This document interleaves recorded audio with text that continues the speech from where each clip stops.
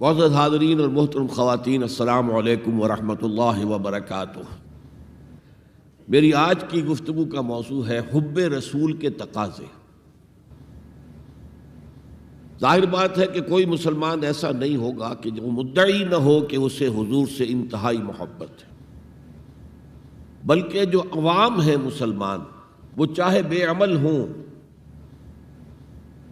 لیکن ان میں جو حمیت اور غیرت رسول کے لیے ہے صلی اللہ علیہ وسلم، کہ ان کی حرمت پر کٹ مرنے کے لیے تیار رہتے ہیں،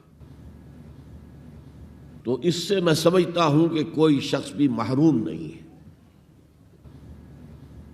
لیکن اس حب رسول کے تقاضے کیا ہیں، ان کو سمجھنے کی ضرورت ہے۔ کہیں ایسا نہ ہو کہ ہم تو اپنے تئیں یہ سمجھتے رہیں کہ ہم بہت عاشق رسول ہیں، محب رسول ہیں، لیکن آخرت میں جا کر قیامت کے دن ہم پر راز کھلے کہ نہیں، اللہ کو تو یہ شے قبول نہیں ہے، تمہارا دعویٰ رد ہے۔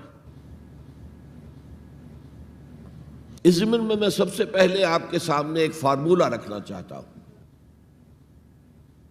دیکھیے، اسلام کا تقاضا کیا ہے؟ اللہ کی اطاعت کرو اور اللہ کے رسول کی اطاعت کرو، یہ بنیاد ہے۔ حاکم مطلق اللہ ہے، شارع حقیقی اللہ ہے، اور اس کے نمائندے کی حیثیت اس کے رسول کو حاصل ہے صلی اللہ علیہ وسلم۔ اطیعوا اللہ و اطیعوا الرسول۔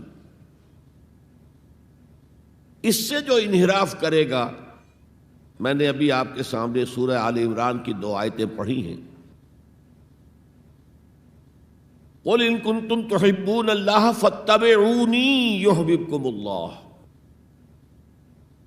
اے نبی، ان سے کہہ دیجئے اگر تم اللہ سے محبت کرتے ہو تو میرا اتباع کرو، میری پیروی کرو، اللہ تم سے محبت کرے گا۔ وَيَغْفِرْ لَكُمْ ذُنُوبَكُمْ، اور تمہاری خطائیں بھی بخش دے گا۔ وَاللَّهُ غَفُورٌ رَحِيمٌ، اور اللہ تو غفور بھی ہے، رحیم بھی ہے۔ قُلْ اطیعوا اللہ والرسول، کہہ دو اطاعت کرو اللہ کی اور اللہ کے رسول کی۔ فَإِن تَوَلَّوْا، پھر اگر وہ اس سے روگردانی کریں، فَإِنَّ اللَّهَ لَا يُحِبُّ الْكَافِرِينَ، تو اللہ کو ایسے کافر پسند نہیں ہے۔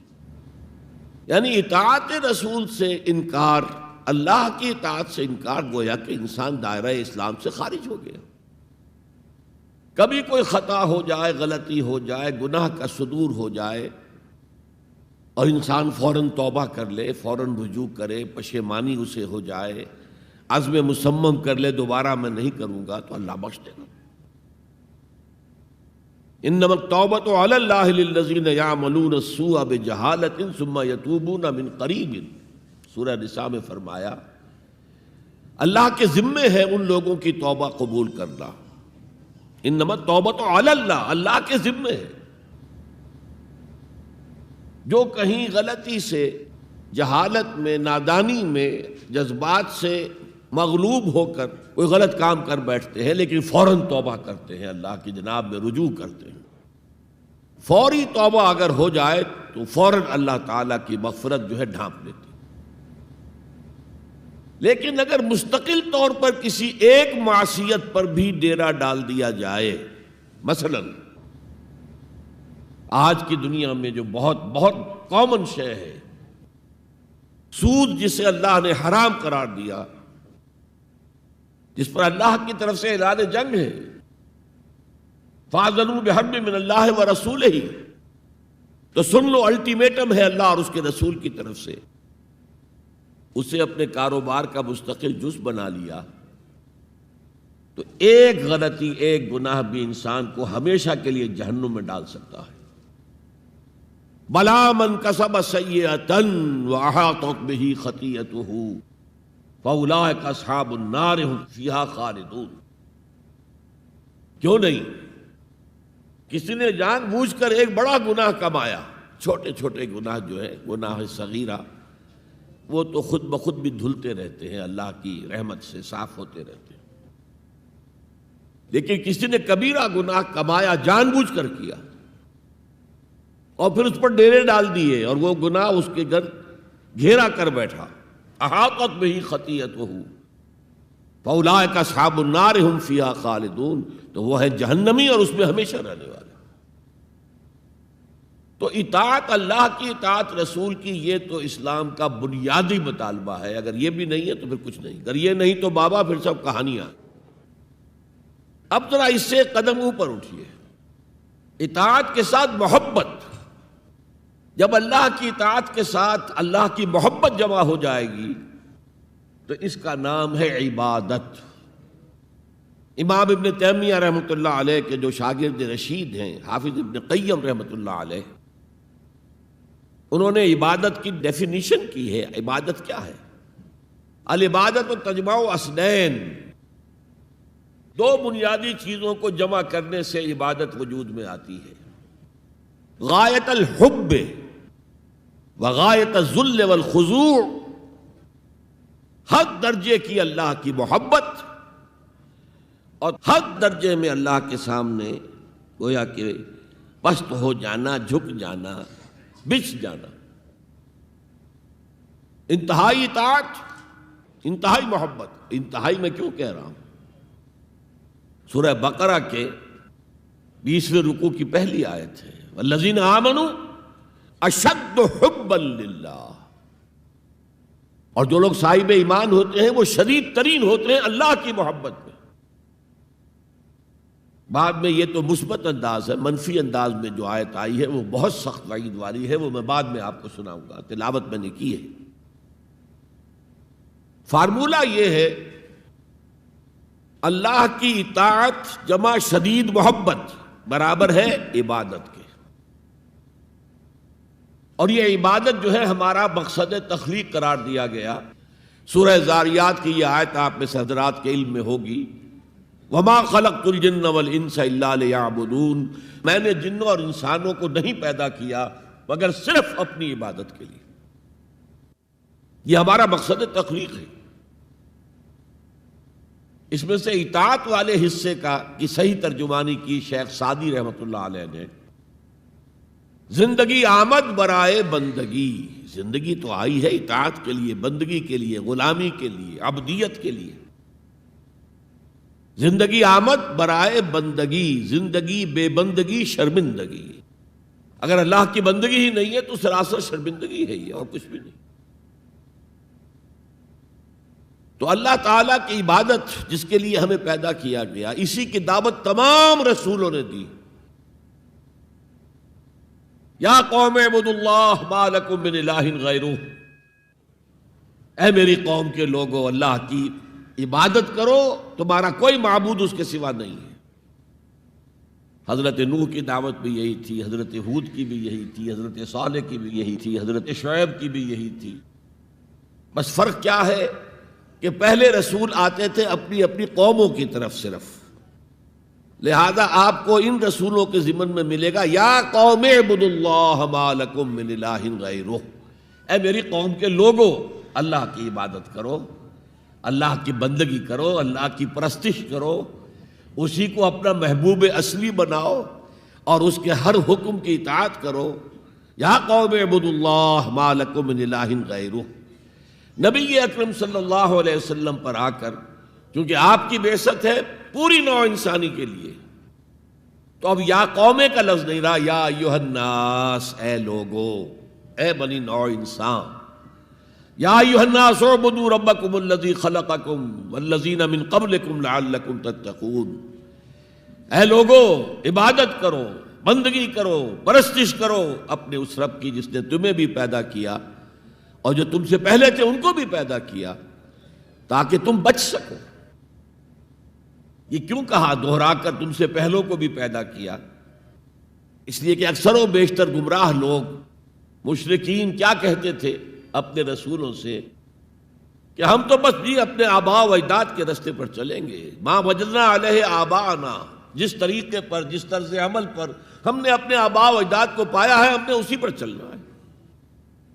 تو واضح کر دیا تم بھی مخلوق ہو، وہ بھی مخلوق تھے، تم بھی انسان ہو، وہ بھی انسان تھے، تم سے بھی غلطی ہو سکتی ہے، ان سے بھی ہو سکتی تھی، لہذا یہ اصول نہیں ہے کہ جو بھی آباء و اجداد کی ریتیں ہیں، رسمیں ہیں، طریقے ہیں اور جو ان کے عقیدے ہیں انہی کو آپ لے کر چلیں، بلکہ آپ تو تلاش کریں صحیح عقیدہ کیا ہے، صحیح زندگی گزارنے کا طریقہ کیا ہے، اس کو اختیار کریں۔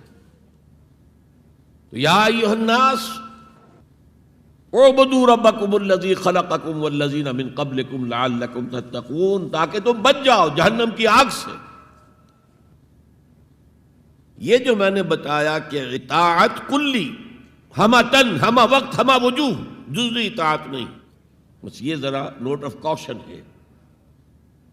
اگر ہم اللہ کا ایک حکم مانیں گے ایک نہیں مانیں گے، یہ جزوی اطاعت ہے، یہ اللہ کو قبول نہیں ہے۔ اللہ کی طرف سے تو یوں سمجھیے کہ پیکج ڈیل ہے، ٹیک اٹ اور لیو اٹ، لینا ہے تو پورا لو ورنہ دفع ہو جاؤ، اللہ کو تمہاری ضرورت نہیں ہے، تمہیں اللہ کی ضرورت ہے۔ یا ایھا الذین آمنوا ادخلوا فی السلم کافہ، اے ایمان والو اسلام میں داخل ہونا تو پورے کے پورے ہو، ادھورے نہیں۔ اور سورہ بقرہ کی آیت نمبر 85 کے اندر تو جو وعید آئی ہے، افتؤمنون ببعض الکتاب وتکفرون ببعض، کیا تم ہماری کتاب، ہماری شریعت کے کچھ حصے کو مانتے ہو اور کچھ کو رد کرتے ہو؟ فما جزاء من یفعل ذلک منکم، تو جو کوئی بھی تم میں سے یہ روش اختیار کریں گے ان کی کوئی سزا اس کے سوا نہیں ہے، کان کھول کر سنیے، ان کی کوئی سزا اس کے سوا نہیں ہے کہ دنیا میں ذلیل و خوار کر دیے جائیں اور قیامت کے دن یردون الی اشد العذاب، شدید ترین عذاب میں جھونک دیے جائیں۔ وما اللہ بغافل عما تعملون، اللہ غافل نہیں ہے، بے خبر نہیں ہے، لا علم نہیں ہے اس سے کہ جو تم کر رہے ہو۔ تم اپنی داڑھیوں کے طول سے اللہ کو دھوکہ نہیں دے سکتے، تم اپنے پائجاموں کو ٹخنوں سے اوپر رکھے اللہ کو دھوکہ نہیں دے سکتے کہ تم بہت متبع رسول ہو، تم اپنے عمروں اور حجوں سے اللہ کو دھوکہ نہیں دے سکتے، اللہ کو معلوم ہے کہ حرام کی کمائی سے حج کیا ہے تم نے، حرام کی کمائی سے عمرہ کیا ہے تم نے۔ تو یہ جو جزوی اطاعت ہے کوئی اطاعت نہیں، اللہ کو قبول نہیں۔ آدمی سوچتا ہے کہ چلیے میں نے یہ کام اچھے کیے، یہ برے کیے، مجھے اچھے کاموں کا کچھ کریڈٹ بھی تو ملنا چاہیے نا، لیکن نہیں، اللہ کہتا ہے جزوی اطاعت منہ پر دے ماری جائے گی، اور جو دنیا کی سزا ہے وہ تو ہم اپنی آنکھوں سے دیکھ رہے ہیں۔ 130، 140 یا 150 کروڑ مسلمان دنیا میں ہیں، ذرا اندازہ کیجیے، لیکن ہماری رائے کی کوئی اہمیت ہے؟ بین الاقوامی معاملات میں کوئی ہم سے مشورہ لیتا ہے کیا؟ آپ کا کیا خیال ہے؟ کس نمی پرست کے بھیا کیستی، ایسے بھی ملک تھے کہنا چاہیے، اب تو ان کا حال پتلا ہے، دولت کے انبار تھے ان کے پاس، لیکن ان کا مذاق اڑتا تھا مغربی ممالک، وہ چاہے سعودی بادشاہ ہوں اور چاہے وہ UAE کے امیر ہوں، مذاق ہی اڑتا تھا، نہیں کوئی حیثیت نہیں۔ حالانکہ کتنا بڑا رقبہ ہے انڈونیشیا کے آخری جزیروں سے لے کر موریتانیہ تک، سالڈ اسلامی آبادی، مسلمان آبادی۔ آپ کہیں گے کہ یہ بھارت جو ہے اس میں تو اکثریت تو نہیں ہے، لیکن 15 کروڑ یا 18 کروڑ تو آدمی یہاں موجود ہیں، لیکن کوئی عزت، کوئی حیثیت دنیاوی بین الاقوامی سطح پر۔ بہرحال یہاں بھی ہیں لوگ، کھاتے پیتے لوگ ہیں، ان کی اپنی کچھ عزت ہے اپنے معاشرے کے اندر، لیکن بحیثیت امت، بحیثیت قوم کیا حیثیت ہماری؟ تو الا خزی فی الحیات دنیا، وہ تو ہماری نگاہوں کے سامنے موجود ہے۔ اب قیامت کے دن کے بارے میں جو دھمکی اللہ نے دی ہے، وہ یوم القیامت یردون الی اشد العذاب، قیامت کے دن شدید ترین عذاب میں جھونک دوں گا۔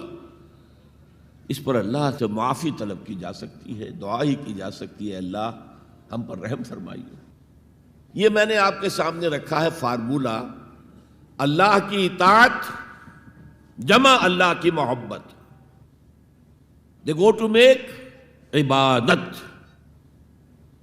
یہی دو الفاظ آتے ہیں اللہ کے رسول کے لیے بھی صلی اللہ علیہ وسلم۔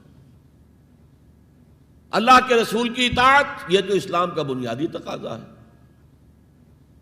اطیعوا اللہ واطیعوا الرسول فإن تولوا فإن اللہ لا يحب الکافرین، اطاعت کرو اللہ کی، اطاعت کرو رسول کی. پھر اگر یہ منہ موڑ لیں تو اللہ کو ایسے کافر بالکل پسند نہیں، تو کفر کا فتویٰ ہو رہا ہے. لیکن اللہ کے رسول کی اطاعت کے ساتھ محبت کو جمع کیجئے. میں نے ابھی آپ کو حدیث سنائی ہے، حضور نے فرمایا لا یؤمن احدکم حتی اکون احب الیہ من والدہ وولدہ والناس اجمعین. تم میں سے کوئی شخص مومن ہو ہی نہیں سکتا جب تک کہ میں اسے محبوب تر نہ ہو جاؤں، اپنے باپ سے، اپنے بیٹے سے اور تمام انسانوں سے. تو اللہ کے رسول کی اطاعت جمع اس کی محبت. اس محبت کے ضمن میں ایک واقعہ یاد آیا جس سے اندازہ ہوگا کہ کس قدر اپنائیت تھی، کتنا قرب تھا حضور کے اور حضرت عمر فاروق رضی اللہ تعالیٰ عنہ کے مابین. ایک مرتبہ حضور دریافت کرتے ہیں حضرت عمر سے، عمر تمہیں مجھ سے کتنی محبت ہے؟ اب آپ سوچئے ذرا سا بھی مغایرت کا باریک سا پردہ بھی اگر کہیں ہو تو کیا یہ سوال کیا جا سکتا ہے؟ تو انتہائی قریبی شخص سے ہی کیا جائے گا، تمہیں مجھ سے کتنی محبت ہے؟ عرض کیا آپ مجھے دنیا کے ہر انسان سے بڑھ کر عزیز ہیں. فرمایا اور اپنی جان سے؟ اب ذرا سا توقف کیا حضرت عمر نے.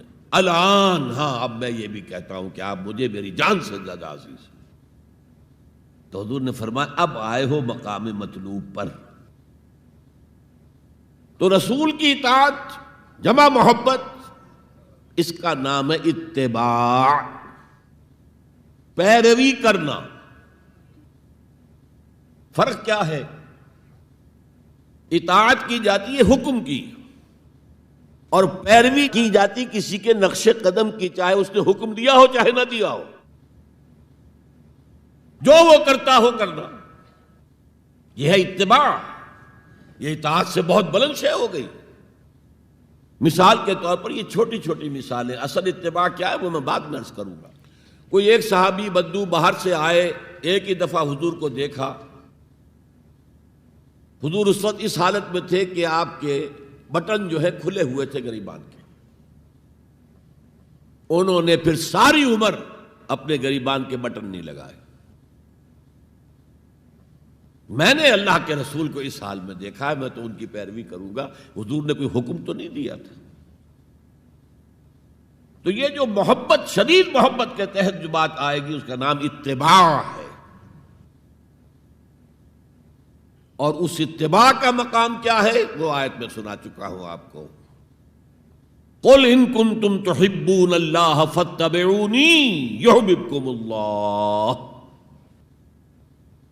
اے نبی ان سے کہہ دیجئے اگر تم اللہ سے محبت کرتے ہو تو میرا اتباع کرو، میرے نقش قدم پر چلو، میری پیروی کرو. اللہ تم سے محبت کرے گا، تم اللہ کے محب نہیں محبوب بن جاؤ گے. اور اگر کہیں کوئی لغزش ہو گئی، کوئی خطا ہو گئی، کہیں جذبات کی رو میں بہہ کر کوئی گناہ کر بیٹھے تو اللہ معاف فرما دے گا. اللہ بڑا غفور ہے، اللہ بڑا رحیم ہے. مطلب یہ کہ راستہ تم نے یہ طے کر لیا ہو کہ چلنا مجھے محمد کے پیچھے ہے صلی اللہ علیہ وسلم. اب چلتے چلتے کبھی پاؤں پھسل گیا، کہیں گر گئے، کوئی بات نہیں، اٹھو فوراً، توبہ کرو اور آگے بڑھو. تو خطا اگر ہو بھی جائے گی، کہیں لغزش ہو جائے، کہیں چلتے چلتے پاؤں پھسل جائے کیچڑ میں، یا کوئی کیلے کا چھلکا آ گیا پاؤں تلے، گر گئے، کوئی حرج نہیں، اٹھو دوبارہ. لیکن نقش قدم جو ہے محمد کا صلی اللہ علیہ وسلم اس پر چلنا ہے. یہ اس اتباع کا ذکر آیا ہے سورہ اعراف کی ان آیات میں. آپ کو معلوم ہے کہ حضرت موسیٰ علیہ السلام کو جب تورات پر طلب کیا گیا تو کوہ طور پر تورات دینے کے لیے، تو پہلے 30 دن کے لیے بلایا تھا، پھر 10 دن کا اور اضافہ کر دیا گیا، 40 دن ہو گئے. فَتَمَّتْ مِيقَاتُ رَبِّكَ 40 لَيْلَةً. اس اثنا میں پیچھے فتنے میں مبتلا ہو گئے بنی اسرائیل. سامری اس نے ایک ڈھونگ رچایا اور ایک بچڑا جو ہے وہ سونے چاندی کا بنایا ہوا بچڑا ڈھال کر کھڑا کر دیا، اس میں سے کوئی تھوڑی سی آواز بھی نکلتی تھی، کوئی ایسی ہے کہ ہوا گزرتی تھی تو آواز سے آتی تھی۔ کہا یہ ہے تمہارا الہ۔ یہ تو موسیٰ تو بھول گیا کہاں گیا ہے، کوہ طور کے اوپر کس خدا سے ملنے گیا ہے، خدا تو یہ ہے۔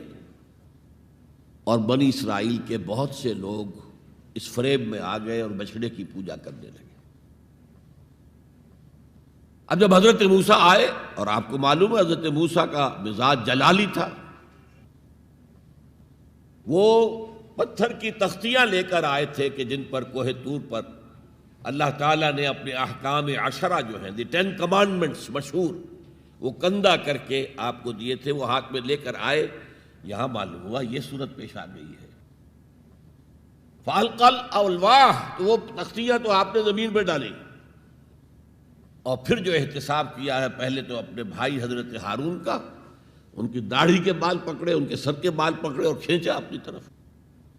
اس نے کہا کہ بھائی مجھے ذلیل نہ کرو لوگوں کے سامنے، میں نے انہیں روکا لیکن یہ تو مجھے قتل کرنے پر تل گئے تھے، اور مجھے اندیشہ یہ ہوا کہ کہیں آپ واپس آ کر یہ نہ کہیں ان فرقت بین بنی اسرائیل، کہ تم نے جو بنی اسرائیل کے درمیان تفرقہ پیدا کر دیا۔ تو میں نے کہا آپ ہی واپس آ کر نپٹے۔ اب پہلی بات نوٹ کیجئے، تاریخ انسانی کا یہ عظیم واقعہ ہے، کئی ہزار یہودی اپنے اپنے قبیلے کے لوگوں کے ہاتھوں ذبح کیے گئے اس پر۔ اللہ تعالیٰ نے حکم دیا اور حضرت موسیٰ نے وہ حکم دیا، اللہ کا حکم موسیٰ نے پہنچایا کہ 12 قبیلے ہیں نا، ہر قبیلے کے جن لوگوں نے یہ حرکت کی ہے ان کو اسی قبیلے کے لوگ اپنے ہاتھ سے ذبح کریں۔ اب یہ بہت بڑی توبہ تھی، بہت بڑی توبہ تھی، بہت بڑی توبہ تھی، اپنے قبیلے کے لوگوں کو قتل کر دینا۔ پھر وہ 70 نمائندے لے کر تمام جو بڑے لوگ تھے کوہ طور پر حاضر ہوئے، اجتماعی طور پر اللہ سے عفو درگزر کی درخواست بھی کرنے کی۔ وہاں اللہ نے زبردست زلزلہ بھیج دیا، محسوس ہوا اب سب ہلاک ہو جائیں گے۔ حضرت موسیٰ نے کہا پروردگار تو چاہتا تو مجھے اور اس قوم کو پہلے ہی ہلاک کر دیتا، تو ہمیں نکال کر لایا ہے آل فرعون کے پنجوں سے، تو نے ہمیں نجات دی ہے، تو پروردگار ہمارے لیے اپنی رحمت طے کر دے، لکھ دے، فاکتب لنا، ہمارے لیے طے کر دے، لکھ دے اپنی رحمت۔ اس پر فرمایا اللہ نے دیکھو موسیٰ، میری ایک رحمت تو عام ہے، وسعت کل شیء، رحمتی وسعت کل شیء، ہر شے کے ساتھ ہے،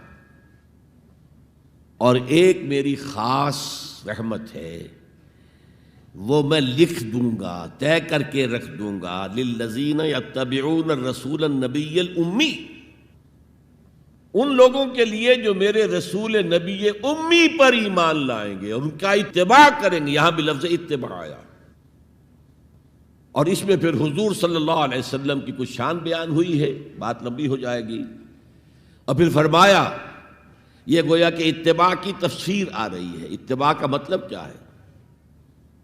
فالذین آمنوا بہ وعزروہ ونصروہ واتبعوا النور الذی انزل معہ اولئک ھم المفلحون، تو جو لوگ ان پر ایمان لائیں گے اور جو ان کی تعظیم کریں گے اور جو ان کی نصرت کریں گے، مدد کریں گے، اور جو اس نور کی پیروی کریں گے جو ان کے ساتھ نازل کیا جائے گا، تو وہی ہوں گے مفلحون، وہ ہوں گے کامیاب ہونے والے، فلاح یافتہ لوگ وہ ہوں گے جو یہ 4 رشتے ہمارے اس رسول نبی امی کے ساتھ پختگی کے ساتھ قائم کر لیں۔ یہ 4 رشتے کیا ہیں؟ اتباع رسول کا تقاضا اول تو ان 4 الفاظ کے حوالے سے سمجھیے، پھر ذرا ایک دوسرے انداز میں بھی بیان کروں گا۔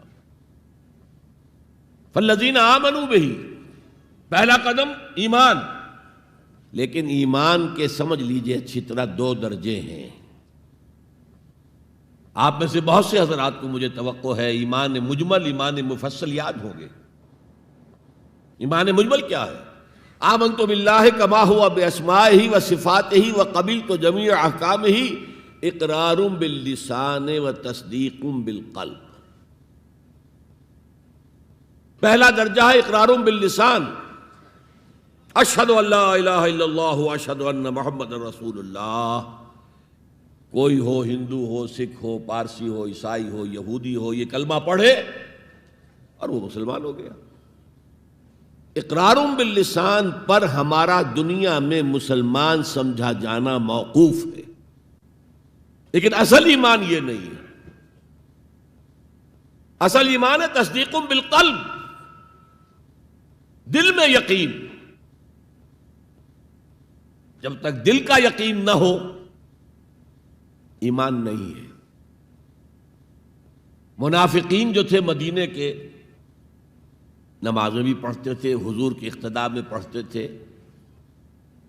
اور جو رئیس المنافقین تھا عبداللہ ابن ابی ابن سلول، وہ تو پہلے صف میں ہوتا تھا، اور جب حضور خطبہ دیتے تھے جمعے کا تو پہلے خود کھڑا ہوتا تھا اپنی اہمیت ظاہر کرنے کے لیے. دیکھو لوگو، یہ اللہ کے رسول ہیں، ان کی بات پوری توجہ سے سنو.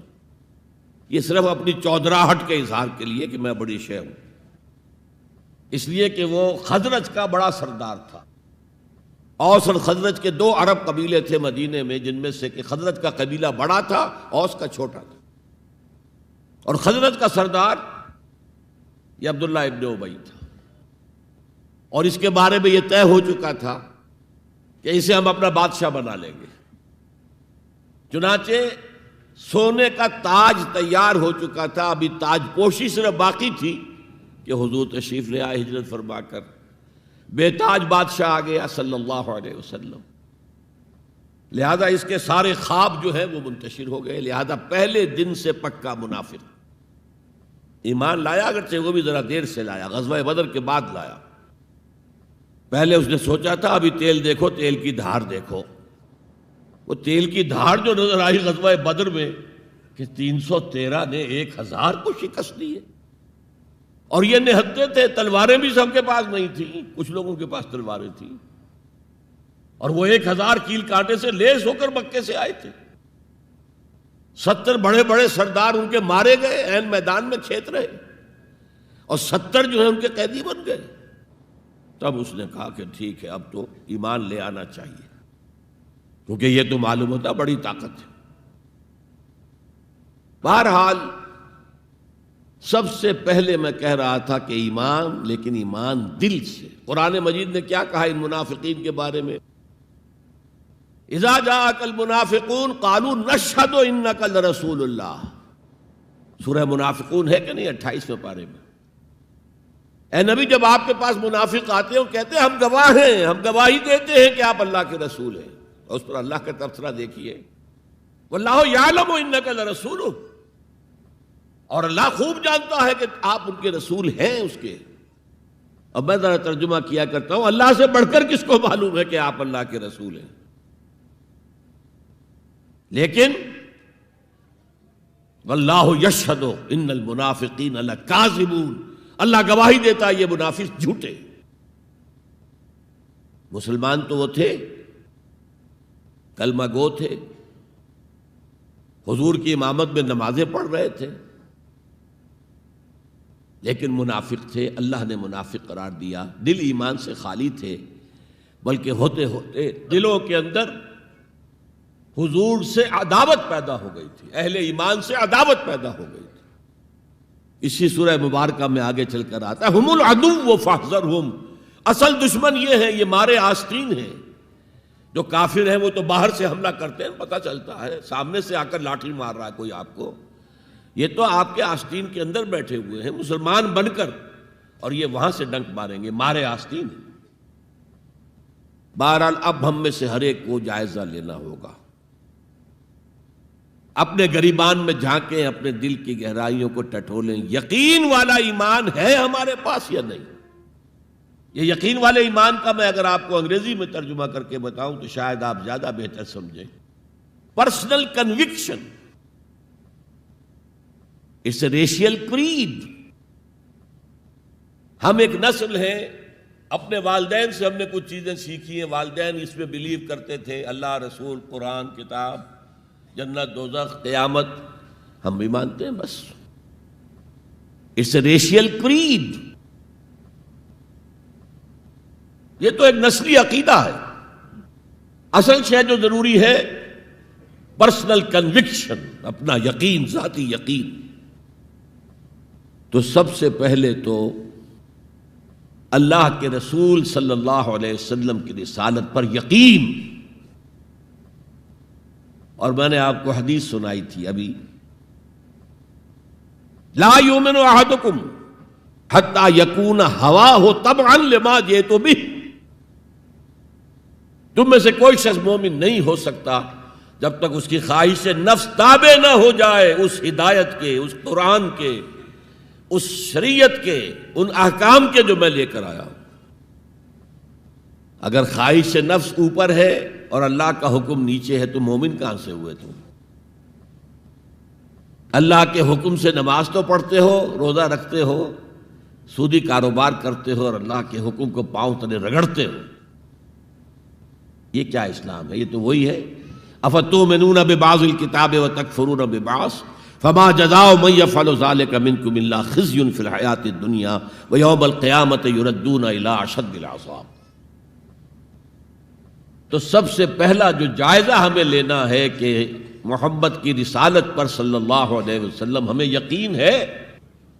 یقین، تصدیق تو ہم کرتے ہیں، زبان سے کہتے ہیں، لیکن یقین، جس یقین کا نتیجہ یہ نکلے کہ پھر نفس کے سارے تقاضے نیچے ہو جائیں اور حضور کی لائی ہوئی ہدایت، حضور کی لائی ہوئی شریعت بالاتر ہو جائے.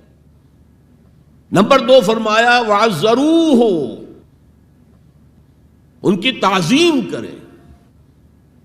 آپ کی جناب میں کوئی گستاخی ہو جائے ایمان کے لالے پڑ جائیں گے اور آخرت برباد ہو جائے گی. اس تعظیم میں کیا کیا چیزیں شامل ہیں؟ دیکھیے سورہ حجرات میں ابتدائی حصے میں تفصیل سے کہا گیا یا ایھا الذین آمنوا لا ترفعوا اصواتکم فوق صوت النبی ولا تجہروا له بالقول کجہر بعضکم لبعض ان تحبط اعمالکم وانتم لا تشعرون. اے ایمان کے دعوے دارو، کبھی اپنی آواز کو رسول کی آواز سے بلند تر نہ کر دینا، مبادا تمہارے سارے اعمال حبط ہو جائیں اور تمہیں پتہ بھی نہ چلے. میں نے کوئی گناہ کبیرہ تو نہیں کیا ہے، میں نے کوئی کفر تو نہیں کیا ہے، بس یہی ہوا نا کہ حضور کی آواز کے مقابلے میں اپنی آواز کو اونچا کر دیا. لا ترفعوا اصواتکم فوق صوت النبی ولا تجہروا له بالقول کجہر بعضکم لبعض. بلند آواز سے جیسے آپس میں باتیں کر لیتے ہو ایسے کبھی بات نہ کر بیٹھنا. ان تحبط اعمالکم، کہ تمہارے سارے اعمال حبط ہو جائیں، اکارت چلے جائیں، ختم ہو جائیں. وانتم لا تعلمون، تمہیں احساس بھی نہ ہو کہ ساری پونجی لٹ گئی. اس آیت کا ہم پر اطلاق کیسے ہوگا؟ کبھی سوچا آپ نے؟ صحابہ کرام تو یقیناً اس کے مخاطب اول تھے، ہم پر کیسے اطلاق ہوگا؟ اگر ہماری گفتگو ہو رہی ہو، بحث ہو رہی ہو، میں کچھ کہہ رہا ہوں، آپ کچھ کہہ رہے ہیں، لیکن کوئی کہہ دے حضور نے یوں فرمایا ہے، فوراً چپ ہو جاؤ. اب اگر کہا نہیں میرا خیال یہ ہے، اب گویا کہ یہ حضور کی آواز سے آپ نے اپنی آواز اونچی کر دی. اپنا فکر، اپنا فلسفہ، اپنا فہم، اپنی سوچ، اپنی عقل. ہاں بعد میں تحقیق کر لو یہ جو کہا تھا کہ حضور نے فرمایا، فرمایا بھی ہے کہ نہیں ہے، حدیث صحیح ہے کہ نہیں ہے، مستند ہے کہ نہیں ہے. لیکن اس وقت آواز بند کر لینا لازم ہوگا کہ اس کے بعد اقول نہیں کہہ سکتا میں یہ کہتا ہوں. اس کا تو مطلب یہ کہ آپ مد مقابل بن کر رسول کے آ رہے ہیں. تو لا ترفعوا اصواتکم فوق صوت النبی ولا تجہروا له بالقول کجہر بعضکم لبعض ان تحبط اعمالکم وانتم لا تشعرون. صحابہ کے بارے میں آپ نے سنا ہوگا کہ حضور کی محفل میں ایسے بیٹھے ہوتے تھے ساکت و صامت، جیسے کہ ان کے سروں پر پرندے بیٹھے ہوئے ہیں اور انہیں اندیشہ ہے کہ ذرا سا بھی ہلیں گے تو پرندہ اڑ جائے گا. اس قدر ادب. حضور صحابہ سے سوال کرتے تھے، اور یہ آپ کا طریقہ تھا تعلیم کا، کہ پہلے ایک سوال سامنے لایا جائے تاکہ ان کا ذہن کھلے، سوچیں خود بھی۔ یہ تعلیم کا بہترین طریقہ ہے۔ اس کے بعد ہوتا کیا تھا؟ جواب نہیں دیتے تھے، اللہ و رسولہ عالم، اللہ اور اس کا رسول بہتر جانتے۔ پھر اگر دوبارہ آپ پوچھتے تھے تو جو بھی سمجھ میں آتا تھا کہتے تھے۔ مجھے یاد آ رہی ہے ایک حدیث، اور اچھا ہے کہ وہ آپ سن لیں، اس لیے کہ عام شکایت یہ ہے کہ مذہبی لوگ معاملات میں اچھے نہیں ہوتے۔ مسجدیں بنوائیں گے، مسجدوں میں قالین بچھوائیں گے، وہاں پر فانوس لگوائیں گے، سب کچھ کریں گے، مدرسوں کی خدمت کریں گے، علماء کی خدمت کریں گے، لیکن معاملات، تجارت، کاروبار، بین الانسانی تعلقات، عام شکایت ہے، اس کی وہ پرواہ نہیں کرتے، حقوق العباد کا لحاظ نہیں۔ تو حضور نے ایک مرتبہ پوچھا صحابہ سے، اتدرون من المفلس، تم جانتے ہو مفلس کون ہوتا ہے؟ صحابہ نے جواب دیا، المفلس عندنا من لا درہم لہ ولا دینارا، حضور ہم اس شخص کو مفلس سمجھتے ہیں جس کے پاس درہم و دینار نہیں ہے۔ ہم کہیں گے روپیہ پیسہ نہیں ہے، فرمایا نہیں، میری امت کا مفلس وہ ہوگا جو بہت سی نمازیں لے کر آئے گا، بہت سے روزے لے کر آئے گا، بہت سے حج لے کر آئے گا، بہت سے عمرے لے کر آئے گا، لیکن اس کے ساتھ ہی قد شتم ھذا، فلاں شخص کو گالی دی تھی، واکل مال ھذا، فلاں شخص کا مال کھا لیا تھا، فلاں شخص پر تہمت لگائی تھی۔ اب وہ سارے دعوے دار آ جائیں گے، اللہ اس نے میرے ساتھ یہ کیا، ٹھیک ہے بھائی، اس کی نمازیں تم لے جاؤ، اور تو کچھ ہے نہیں، کوئی کرنسی تو ہے نہیں وہاں، نہ ڈالر ہے نہ یورو ہے، کچھ بھی نہیں، اعمال کی کرنسی ہے، نیکی تم لے جاؤ۔ کوئی اور دعوے دار آیا، روزہ وہ لے گیا، اس کے پاس کچھ نہیں رہا، دعوے دار اب بھی باقی ہیں۔ اب ان کے گناہ جو ہے اس کے حساب میں پڑنے شروع ہو جائیں گے، یہاں تک کہ دوسروں کے گناہوں کے بوجھ تلے دب کر وہ جہنم میں جھونک دیا جائے۔ یہ مفلس۔ تو یہ انداز تھا حضور کا سمجھانے کا، پڑھانے کا، فطری طریقے تعلیم۔ تو فالذین آمنوا بہ وعزروہ، تو وہ لوگ جو ایمان لائے ان پر اور جنہوں نے ان کی تعظیم کا حق ادا کیا، وَنَصَرُوهُ، یہ آئی ہے اب سخت بات، اور ان کی مدد کی۔ مدد کس کام میں؟ حضور اتنے غیور تھے کہ ذاتی کام میں کوئی مدد آپ کسی سے نہیں مانگتے تھے۔ سیرت کی کتابوں میں آتا ہے کہ اگر آپ سواری پر ہوتے تھے اور آپ کا کوڑا نیچے گر جاتا تھا تو کسی سے یہ نہیں کہتے تھے کہ اٹھا کر ذرا مجھے پکڑا دو، آپ سواری سے اترتے تھے، اپنا کوڑا خود اٹھاتے تھے۔ اور اس ضمن میں بھی سیرت النبی کا ایک واقعہ مجھے یاد آ رہا ہے، وہ میں آپ کو سنا دوں۔ جب ہجرت مدینہ کی اجازت آ گئی تھی عام لوگوں کے لیے، عام مسلمانوں کے لیے، چلے جاؤ جاؤ سب جاؤ مدینہ کی طرف، لیکن رسول اپنی جگہ نہیں چھوڑ سکتا وداؤٹ ایکسپریس پرمیشن آف اللہ، تو حضور کے لیے ابھی اجازت نہیں آئی۔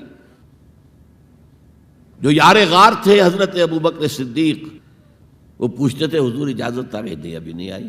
حضور اجازت آ گئی؟ نہیں ابھی نہیں آئی۔ حضرت عائشہ فرماتی ہیں کہ ایک روز دوپہر کے وقت حضور چلے آ رہے تھے، ہم حیران ہوئے۔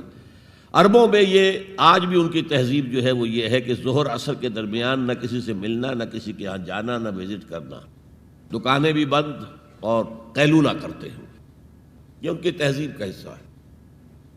تو ہم حیران ہوئے، آپ نے اپنے سر کو ڈھانپا ہوا تھا کپڑے سے اور آپ تشریف لائے، اور آ کر آپ نے خوشخبری دی حضرت ابو بکر کو کہ ہجرت کی اجازت آ گئی ہے۔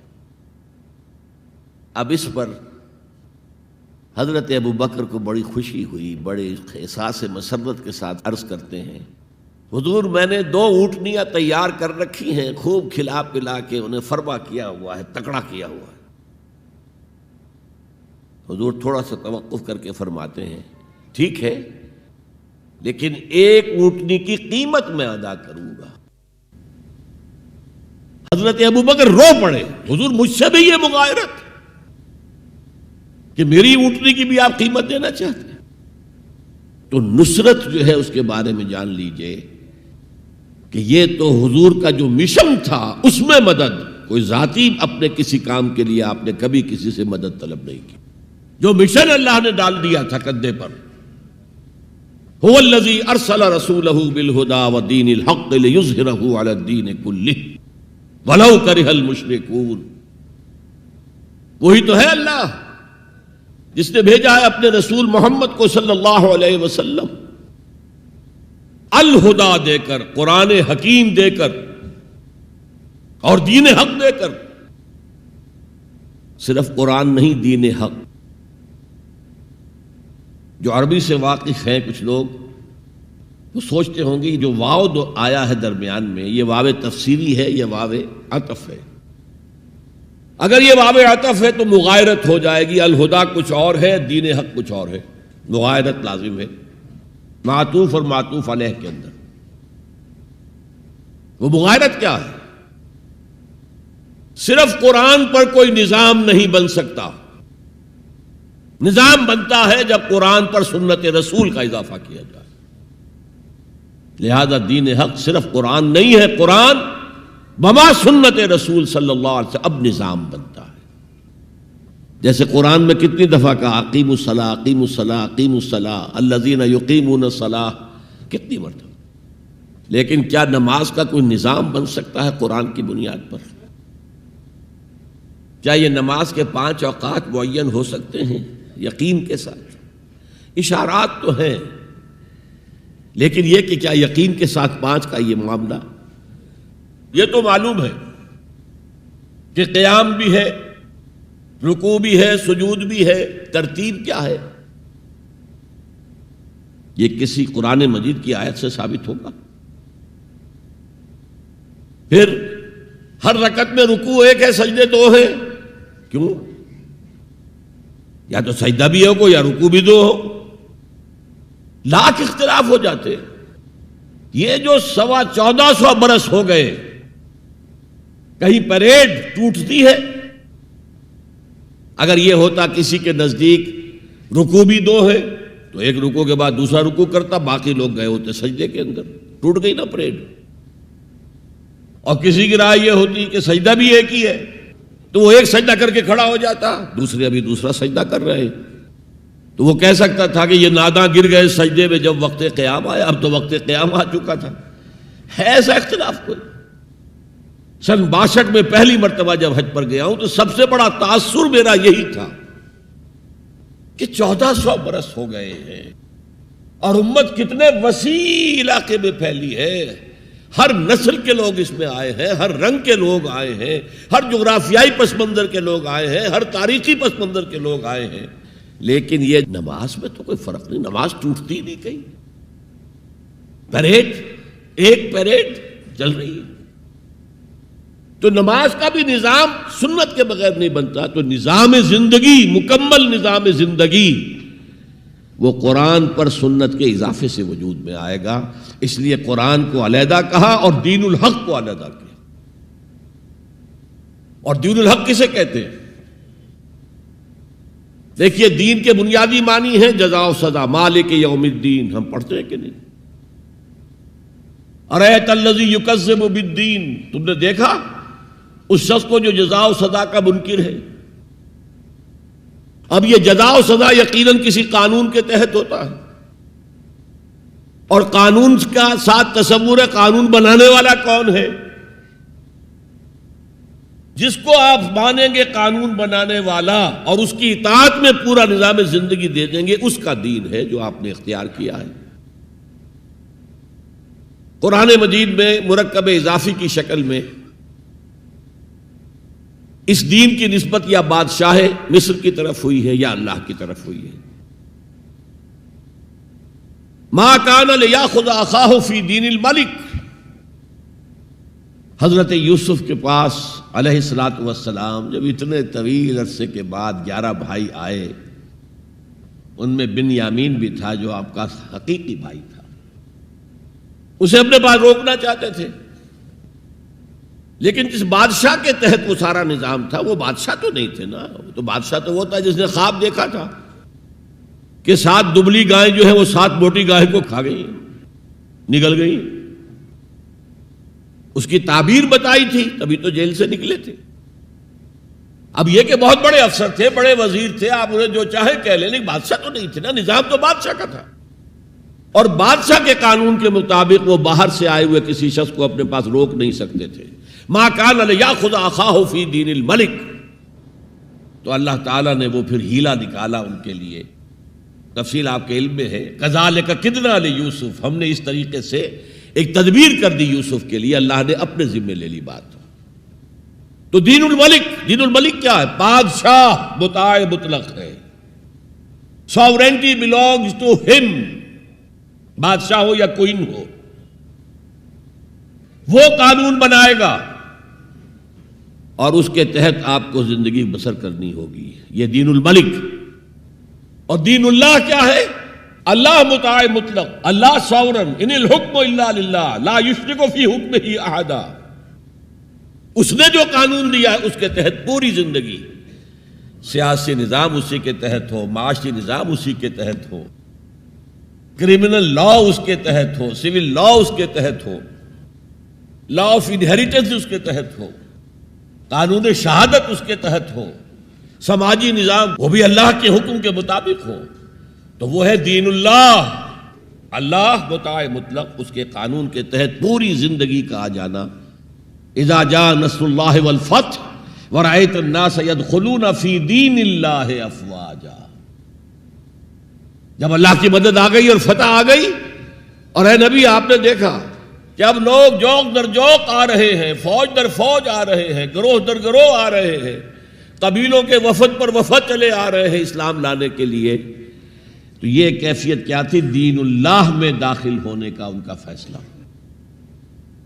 اب ذرا سی ٹیڑھی بات آ رہی ہے، پوری دنیا میں دین جمہور، sovereignty of the people, not of God, sovereignty of the people, ہمارے نمائندے ہیں، ہم ووٹ دیں گے انہیں، وہ جائیں گے اسمبلی میں، جو چاہیں گے قانون بنائیں گے۔ وہ مرد کی مرد کے ساتھ شادی کو اگر رجسٹر کرنا چاہیں، اجازت دینا چاہیں، لائسنس ایشو کر دیں گے، ایک مرد شوہر ہوگا، ایک دوسرا مرد بیوی ہوگا، legally they will be wife and husband. Lesbians ہیں، عورتیں ہیں، آپس میں شادی کرنا چاہتی ہیں تو عورتیں ٹھیک ہے، لو بھائی کر دو، جاؤ۔ ہومو سیکشولیٹی جائز ہے بالکل، بلکہ اب تو اسے کہا جا رہا ہے کہ یہ نارمل انکلینیشن مانی جانی چاہیے، ہومو سیکشولیٹی، ہم جنس پرستی، اسے کوئی برا نام دینا ہی نہیں چاہیے، اٹس اے نارمل ایٹیٹیوڈ۔ یہ ہے اس سوشل انجینئرنگ پروگرام کا معاملہ کہ جو ابھی چند سال پہلے جو یونائٹڈ نیشنز آرگنائزیشن کی جنرل اسمبلی نے جو سوشل انجینئرنگ پروگرام بنایا ہے نوع انسانی کے لیے، اس میں تو کیا مقصد تھا حضور کا کہ آپ کو دی گئی کتاب نمبر 1 الہدا، اور نمبر 2 دین حق، تاکہ دین کو غالب کرے۔ ایک پیارا سا خیال آیا ذہن میں، دیکھیے یہ آپ کا عام محاورہ ہے، ایک میان میں 2 تلواریں نہیں سما سکتی، ایک جگہ 2 دین نہیں ہو سکتے،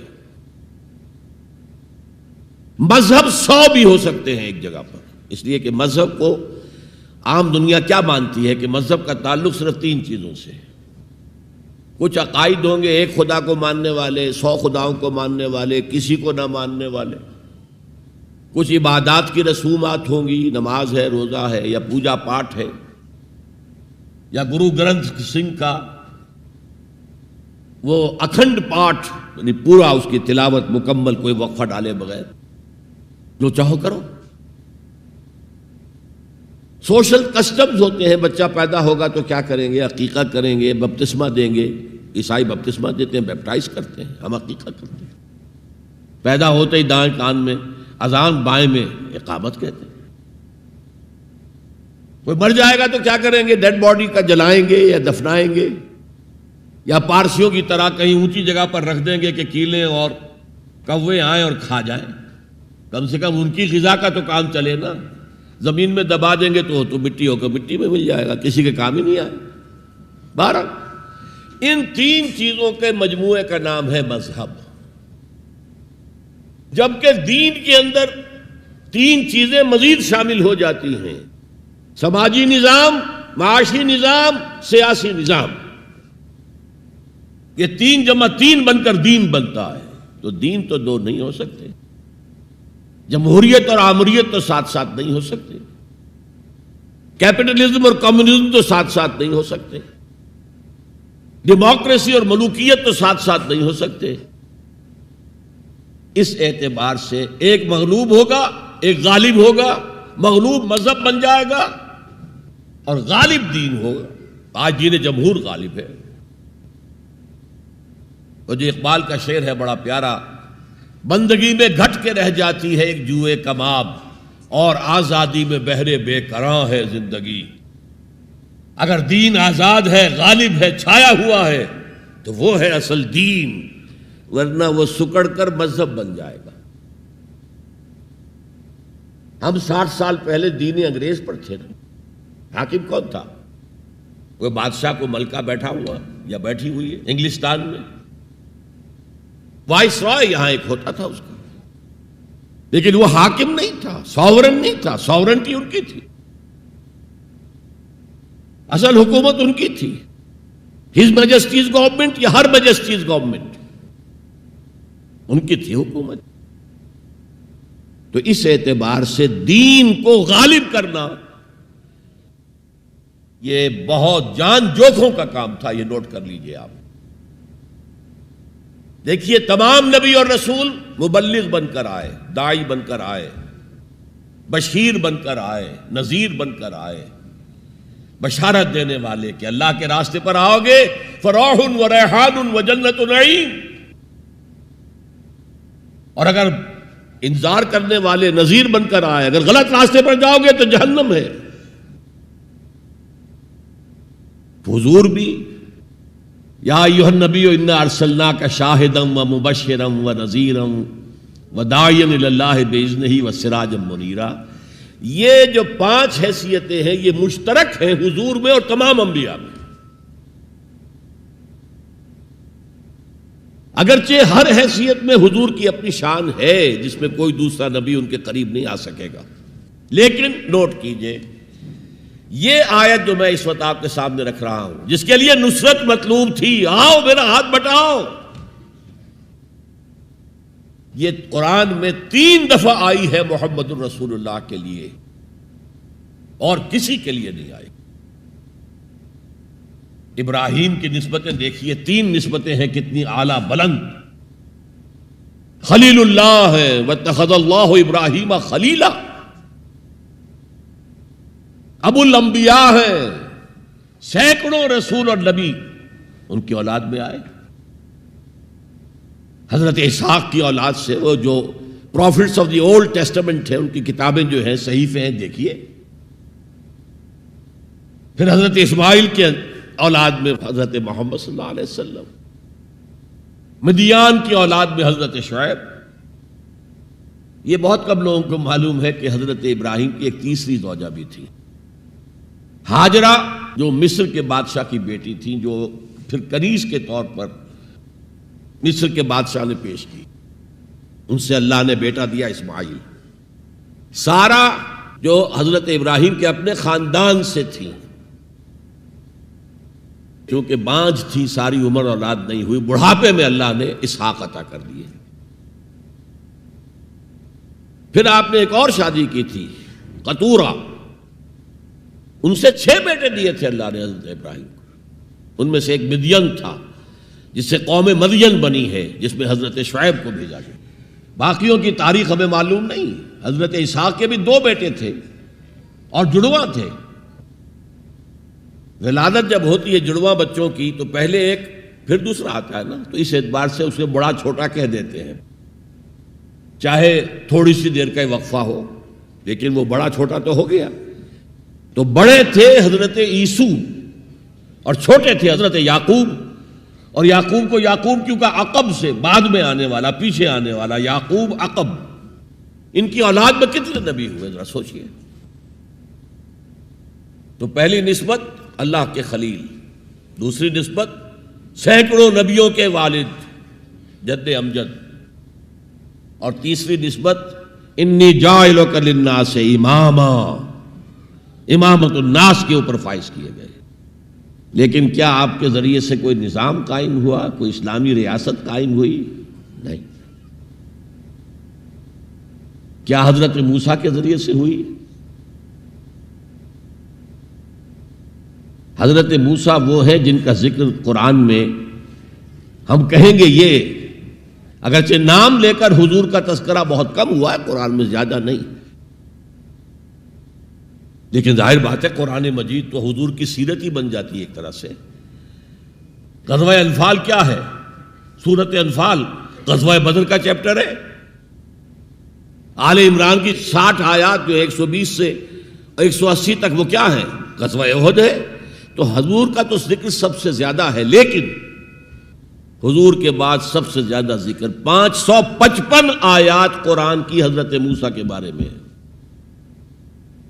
6,500 کل آیات ہیں، ان میں سے 555 1/13th part of Quran consists of تذکرہ of حضرت موسیٰ علیہ السلام. ان کے ذریعے حکومت قائم ہوئی. آ گئے تھے قریب 6 لاکھ بنی اسرائیل کو لے کر نکلے تھے مصر سے. ہجرت کے بعد آتا قتال کا مرحلہ، جنگ کا مرحلہ، جیسے حضور کی سیرت مطہرہ میں ہجرت کے بعد غزوہ بدر، بلکہ اس سے پہلے 8 مہمیں جو آپ نے بھیجی وہ ایک علیحدہ ایشو ہے. وہاں ہجرت کے بعد جب جنگ کا مرحلہ آیا پوری قوم نے کوڑا جواب دے دیا، فَذْهَبْ أَنْتَ وَرَبُّكَ فَقَاتِلَا إِنَّا هَاهُنَا قَاعِدُونَ. جاؤ موسیٰ تم اور تمہارا رب جاؤ، اور پہلے فلسطین میں جو آباد ہے انہیں نکال کے باہر کر دو، پھر ہم داخل ہوں گے، ورنہ ہم تو یہاں بیٹھے ہیں، زمین جنبت نہ جنبت گل محمد. اس پر وہ پروسیس وہیں رک گیا. جبکہ حضور کو اللہ نے وہ صحابہ دیے. غزوہ بدر سے پہلے ایک مشورہ کیا حضور نے صحابہ سے.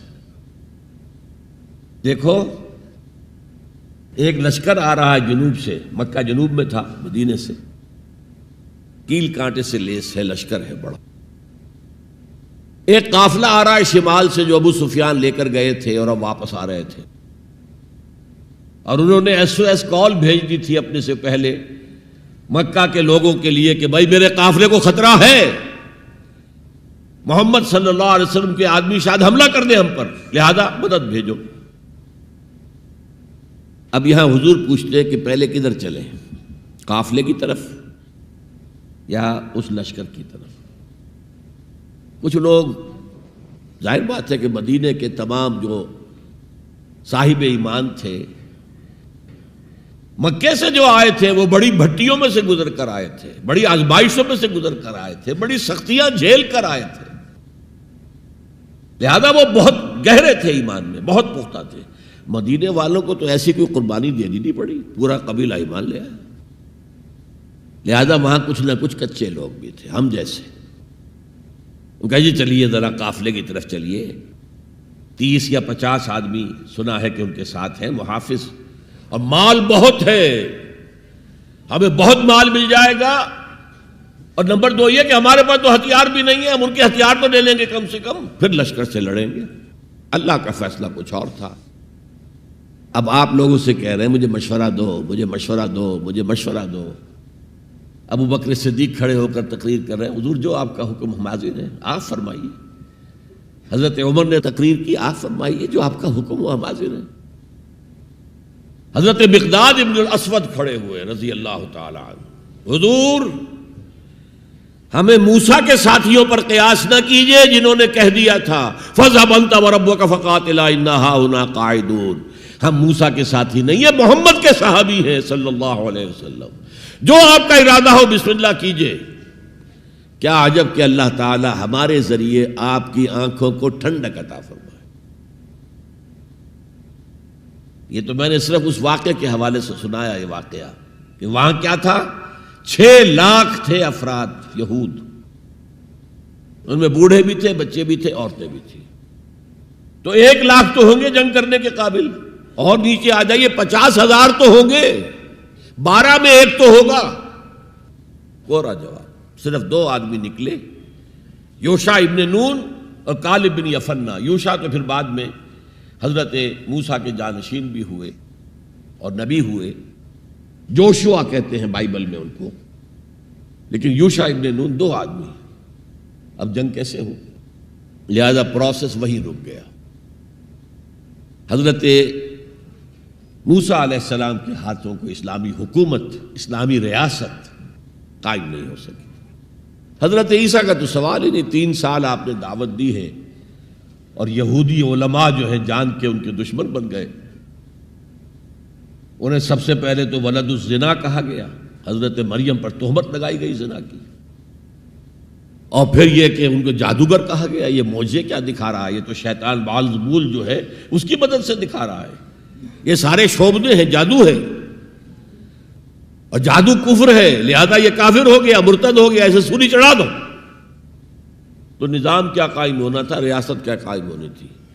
عیسائیوں کے مطابق، یہودیوں کے مطابق تو سولی چڑھ گئے۔ عیسائیوں کے مطابق ہے کہ بعد میں اتار لیا گیا اور ایک جگہ رکھا گیا تو وہاں پھر زندہ ہو کر پھر آسمان پر اٹھ گئے۔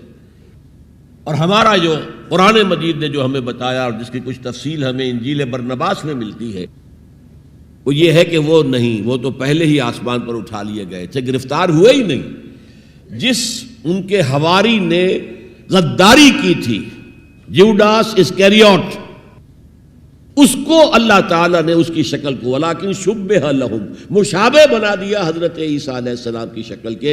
وہی بدبخت گرفتار ہوا اور کیفر کردار کو پہنچا، سولی پر چڑھا جسے چڑھنا ہی چاہیے تھا، غداری کی تھی۔ بہرحال میں کہہ رہا تھا کہ یہ کام انذار، تبشیر، واعظ، نصیحت، تعلیم، تبلیغ، تربیت، تزکیہ، یہ سب رسولوں نے کیا اور حضور نے بھی کیا، لیکن یہ معاملہ صرف محمد کے لیے ہے صلی اللہ علیہ وسلم، اور 3 دفعہ آیا ہے۔ کسی اور نبی اور رسول کے لیے 1 دفعہ بھی نہیں آیا کہ ان کا فرض منصبی ہے دین کو غالب کرنا۔ صرف تبلیغ نہیں، غالب کرو۔ یہ تھا وہ مشن جس میں آپ کو نصرت درکار تھی۔ فالذین آمنوا بہ وعزروہ ونصروہ، مدد کریں ان کی۔ وہ مدد کس کام میں تھی؟ دین کو غالب کرنے کی۔ اس لیے آتا ہے نا سورہ صف کے آخر میں، یا ایھا الذین آمنوا کونوا انصار اللہ، اے ایمان والو اللہ کے مددگار بنو۔ کما قال عیسی ابن مریم للحواریین من انصاری اللہ، جیسے کہ دیکھو 600 برس قبل حضرت مسیح اور حضور کے درمیان 600 برس کا فصل ہے، جیسے کہ 600 برس قبل ہمارے بندے عیسیٰ نے کہا تھا حواریین سے، کون ہے میرے مددگار اللہ کے راستے میں؟ اور حواریین نے کہا تھا نحن انصار اللہ، قال الحواریون نحن انصار اللہ۔ تو یہ اللہ کی مدد اور اللہ کے رسول کی مدد، من انصاری الی اللہ، کون ہے میرا مددگار اللہ کے راستے میں؟ یہ ہے تیسری بات، یعنی کون ہے وہ لوگ جو اصل میں متبع محمد ہیں صلی اللہ علیہ وسلم۔ الذین یتبعون الرسول النبی الامی، ان کی شان کیا ہوگی؟ فالذین آمنوا بہ وعزروہ ونصروہ۔ اور چوتھی بات واتبعوا النور الذی انزل معہ، اور جو پیروی کریں گے، وہی اتباع کا لفظ چلا آ رہا ہے، اتباع اتباع اتباع، وہ اتباع کریں گے اس نور کا جو ان کے ساتھ نازل کیا جائے گا، یعنی یہ قرآن حکیم۔ فَأُولَٰئِكَ هُمُ الْمُفْلِحُونَ، تو وہ ہوں گے مددگار، وہ ہوں گے کامیاب ہونے والے، مفلحون میں سے ہوں گے۔ اللہم ربنا اجعلنا منہم، اللہ تعالی ہمیں ان میں شامل کرے۔ اب تھوڑا سا خاکہ میں آپ کے سامنے رکھنا چاہتا ہوں، حضور نے یہ کام کیسے کیا جو کسی اور نبی سے نہیں ہو سکا؟ صرف ایک نبی سے، ایک رسول سے ہوا۔ نظام قائم کرنا، حکومت اللہ کی قائم کر دینا۔ جیسے کہ شاید آپ کو معلوم ہو کہ انجیل میں جو دعا ہے لارڈس پریئر کہلاتی ہے، جیسے ہمارے ہاں سورہ فاتحہ ہے، ایسا ہی مقام ہے لارڈس پریئر کا عیسائیوں کے ہاں۔ اس میں کیا الفاظ ہیں؟ Thy kingdom come, Thy will be done on earth as it is in heavens. اے اللہ، اے رب، تیری حکومت آئے، حکومت الہیہ قائم ہو جائے، تیری حکومت آئے۔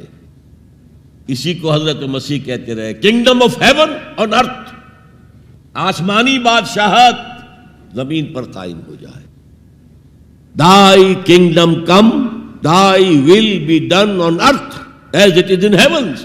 تیری مرضی جیسے آسمانوں میں پوری ہو رہی ہے، سارے سیارے، سارے ستارے، ساری گیلیکسیز، پوری کائنات جس طرح تیرے حکم کے پابند ہیں، اے رب ایسے ہی تیری مرضی زمین پر بھی پوری ہو۔ یہ کام جو ہے بڑا جان جوکھوں کا کام ہے۔ تبلیغ میں، تعلیم میں محنت ہوتی ہے، مشقت ہوتی ہے، وقت لگتا ہے، اس میں کوئی شک نہیں، لیکن محض تبلیغ، محض تعلیم، محض تربیت، محض تزکیہ، یہ محمد رسول اللہ کا طریقہ نہیں ہے۔ برا نہ مانیے، میری بات پر غور کیجیے گا۔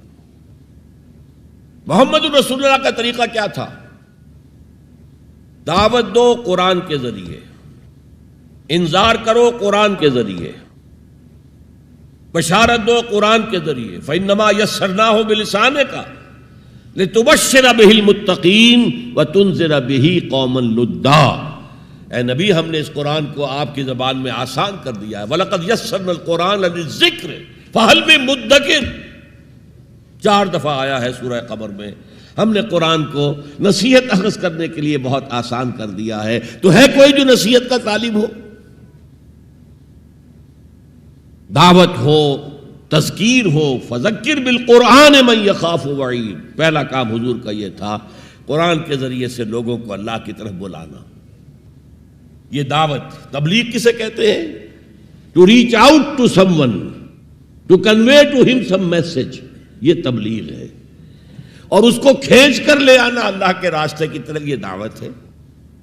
ومن احسن قولا ممن دعا الی اللہ وعمل صالحا وقال اننی من المسلمین۔ اس شخص سے اچھی بات کس کی ہوگی جو اللہ کی طرف بلائے اور اچھے عمل کرتا ہو۔ یہ نہ ہو کہ وہ دوسروں کو تو نصیحت اور خود میاں فضیحت، یہ نہیں، اور کہے کہ میں بھی عام مسلمان ہوں، میں تم پر کوئی فوقیت کا دعویٰ نہیں کر رہا، میں کوئی آسمان سے نہیں اترا ہوں، میں بھی عام مسلمانوں میں سے ہوں، اننی من المسلمین۔ تو قرآن کے ذریعے تذکیر، قرآن کے ذریعے نصیحت۔ یا ایھا الناس قد جاءتکم موعظۃ من ربکم وشفاء لما فی الصدور، یہی ہے موعظہ، نصیحت، اور یہی ہے شفاء لما فی الصدور، دلوں میں جو روگ ہیں ان کا علاج یہ ہے۔ وہدی ورحمۃ للمؤمنین۔ تو حضور کا طریقہ پہلا کیا تھا؟ قرآن کو عام کرو، جہاں آپ گئے قرآن سنایا۔ آپ کے کوئی خطبات ہمیں نہیں ملتے۔ جمعے کے خطبوں میں کیا کرتے تھے؟ کان للنبی صلی اللہ علیہ وسلم خطبتان یجلس بینہما یقرأ فیہما آیات من القرآن ویذکر الناس۔ یہ صحیح مسلم کی روایت ہے۔ حضور کے 2 خطبے ہوتے تھے، آپ درمیان میں تھوڑی دیر کے لیے بیٹھتے بھی تھے جیسے ہم بیٹھتے ہیں۔ اور یہ کس لیے تھا؟ شاید آپ نے کبھی غور نہ کیا ہو۔ یہ اس لیے نہیں تھا کہ حضور کو کوئی تکان ہو جاتی تھی، آپ کے خطبے بہت مختصر ہوتے تھے، لمبے خطبے کی ضرورت کیا؟ جو سامنے بیٹھے ہیں عربی ان کی زبان ہے، قرآن عربی میں نازل ہوا ہے، حضور کے قلب سے، زبان مبارک سے ادا ہو رہا ہے، دلوں کے اندر جا کے اتر رہا ہے، لمبی بات کی ضرورت کیا تھی؟ بہت مختصر خطبے ہوتے تھے، لیکن پھر بھی بیٹھتے تھے۔ کیوں بیٹھتے تھے؟ یہ علامت تھی اس بات کی کہ یہ خطبہ جو ہے یہ ظہر کی 2 رکعتوں کا قائم مقام ہے۔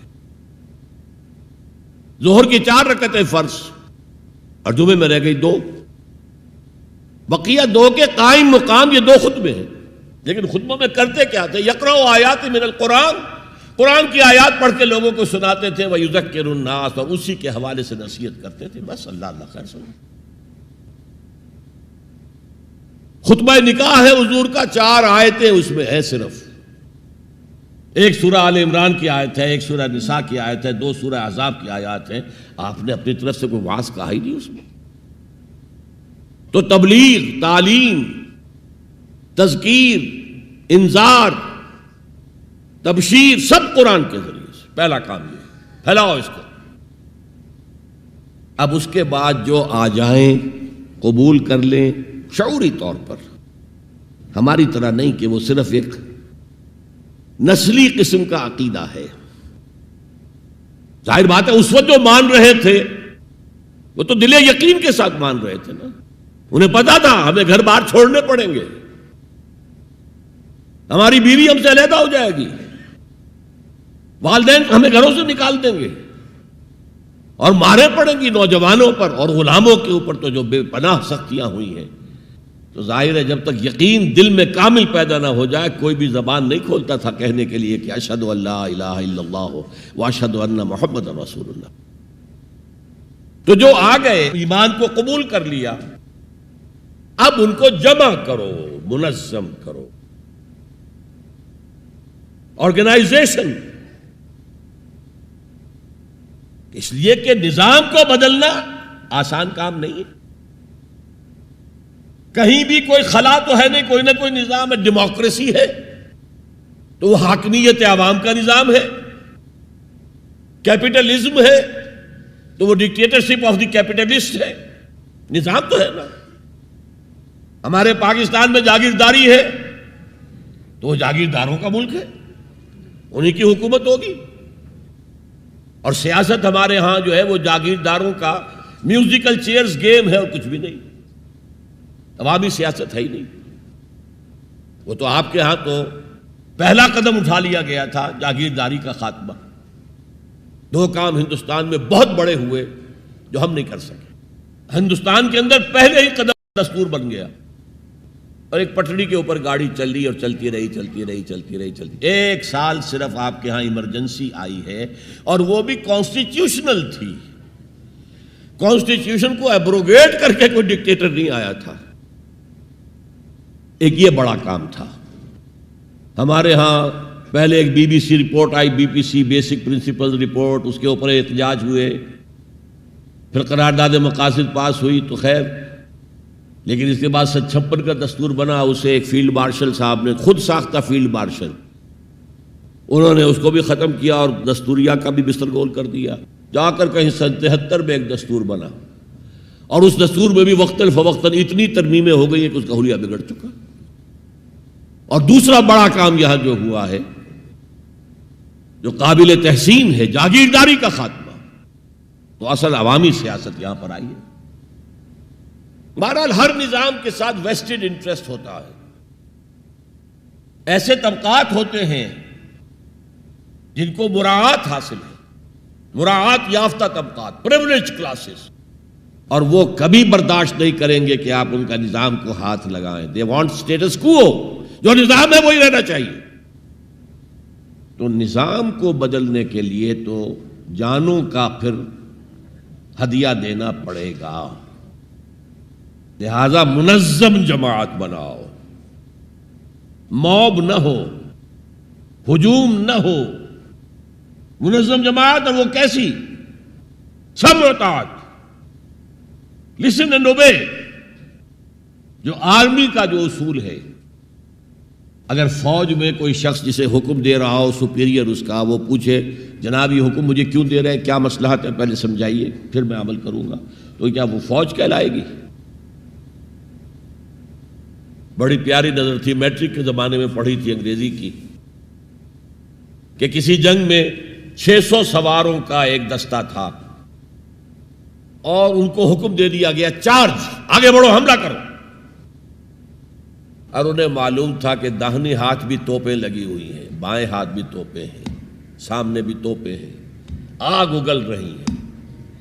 Cannons to left of them, cannons to right of them, cannons in front of them, volleyed and thundered.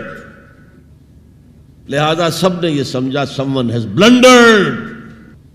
کسی نے بڑی غلطی کی ہے یہ حکم دے کر، جو کمانڈر ہے بڑی خطا ہوئی. لیکن There's not to reason why. یہ why کا سوال کرنے کا تو ان کا مقام ہی نہیں ہے. There's but to do and die. جو حکم ملا کرو, مرتے ہو تو مرو. Therefore, into the valley of death rode the 600. 600 کے 600 موت کی وادی میں اتر گئے. تو جب تک ایسی جماعت نہیں ہوگی نظام نہیں بدلا جا سکتا. بولشویکس اینڈ بولشویکس رشیا میں منظم جس طرح تھے, اگر وہ نہ ہوتے تو زار کی حکومت کا تختہ الٹا جا سکتا تھا. Was it possible? سب سے بڑی کنگڈم تھی ایشیا اور یورپ دونوں کے اوپر جو برج تھا, بہت بڑی سلطنت, کہاں سے کہاں تک زار کی سلطنت. اور پورا جو ہے ہمارا سینٹرل ایشیا, سارے یہ ترک, مسلم ترک علاقے جو ہے, روسی ترکستان اسی لیے ان کا نام تھا, وہ بھی اسی کے پاس تھے. لیکن ایک منظم جماعت نے, ایک نئے فکر نے, ایک نئے فلسفے نے, مارکسزم نے لوگوں کو پوزیس کیا, انہیں منظم کیا, انہوں نے جد و جہد کی, انقلاب برپا کر دیا. یہی کام حضور نے کیا. ایمان کی دعوت دی اور ایمان دلوں میں راسخ ہو گیا, انہیں منظم کیا.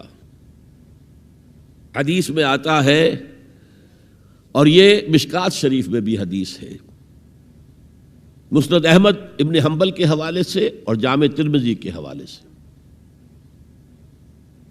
حضور فرماتے ہیں, حارث اشعری رضی اللہ تعالیٰ عنہ اس کے راوی ہیں, انی آمرکم بخمس, مسلمانوں میں تمہیں 5 باتوں کا حکم دے رہا ہوں. اللہ امرنی بہن, ایک روایت میں یہ اضافی الفاظ ہے, اللہ نے مجھے حکم دیا ہے ان کا, اپنی طرف سے نہیں دے رہا.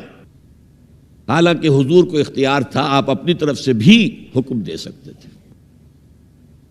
وہ 5 باتیں کیا ہیں؟ بالجماعت والسمع والطاعت والہجرت والجہاد فی سبیل اللہ. کتنا بڑا مجمع اس وقت یہاں ہے. کیا میں پوچھ سکتا ہوں کتنے لوگوں نے یہ حدیث سنی ہے آج سے پہلے؟ ذرا ہاتھ اٹھائیں. کیا وجہ؟ دیکھیے 5 چیزیں وہ ہیں جو ہم میں سے ہر ایک کو یاد ہے. حدیث یاد ہونا ہو, اس کا ایسنس تو یاد ہے. بنی الاسلام علی 5, شہادت اللہ الہ الا اللہ وان محمد رسول اللہ, وإقام الصلاة وإيتاء الزکاة وصوم رمضان وحج البیت من استطاع الیہ سبیلا.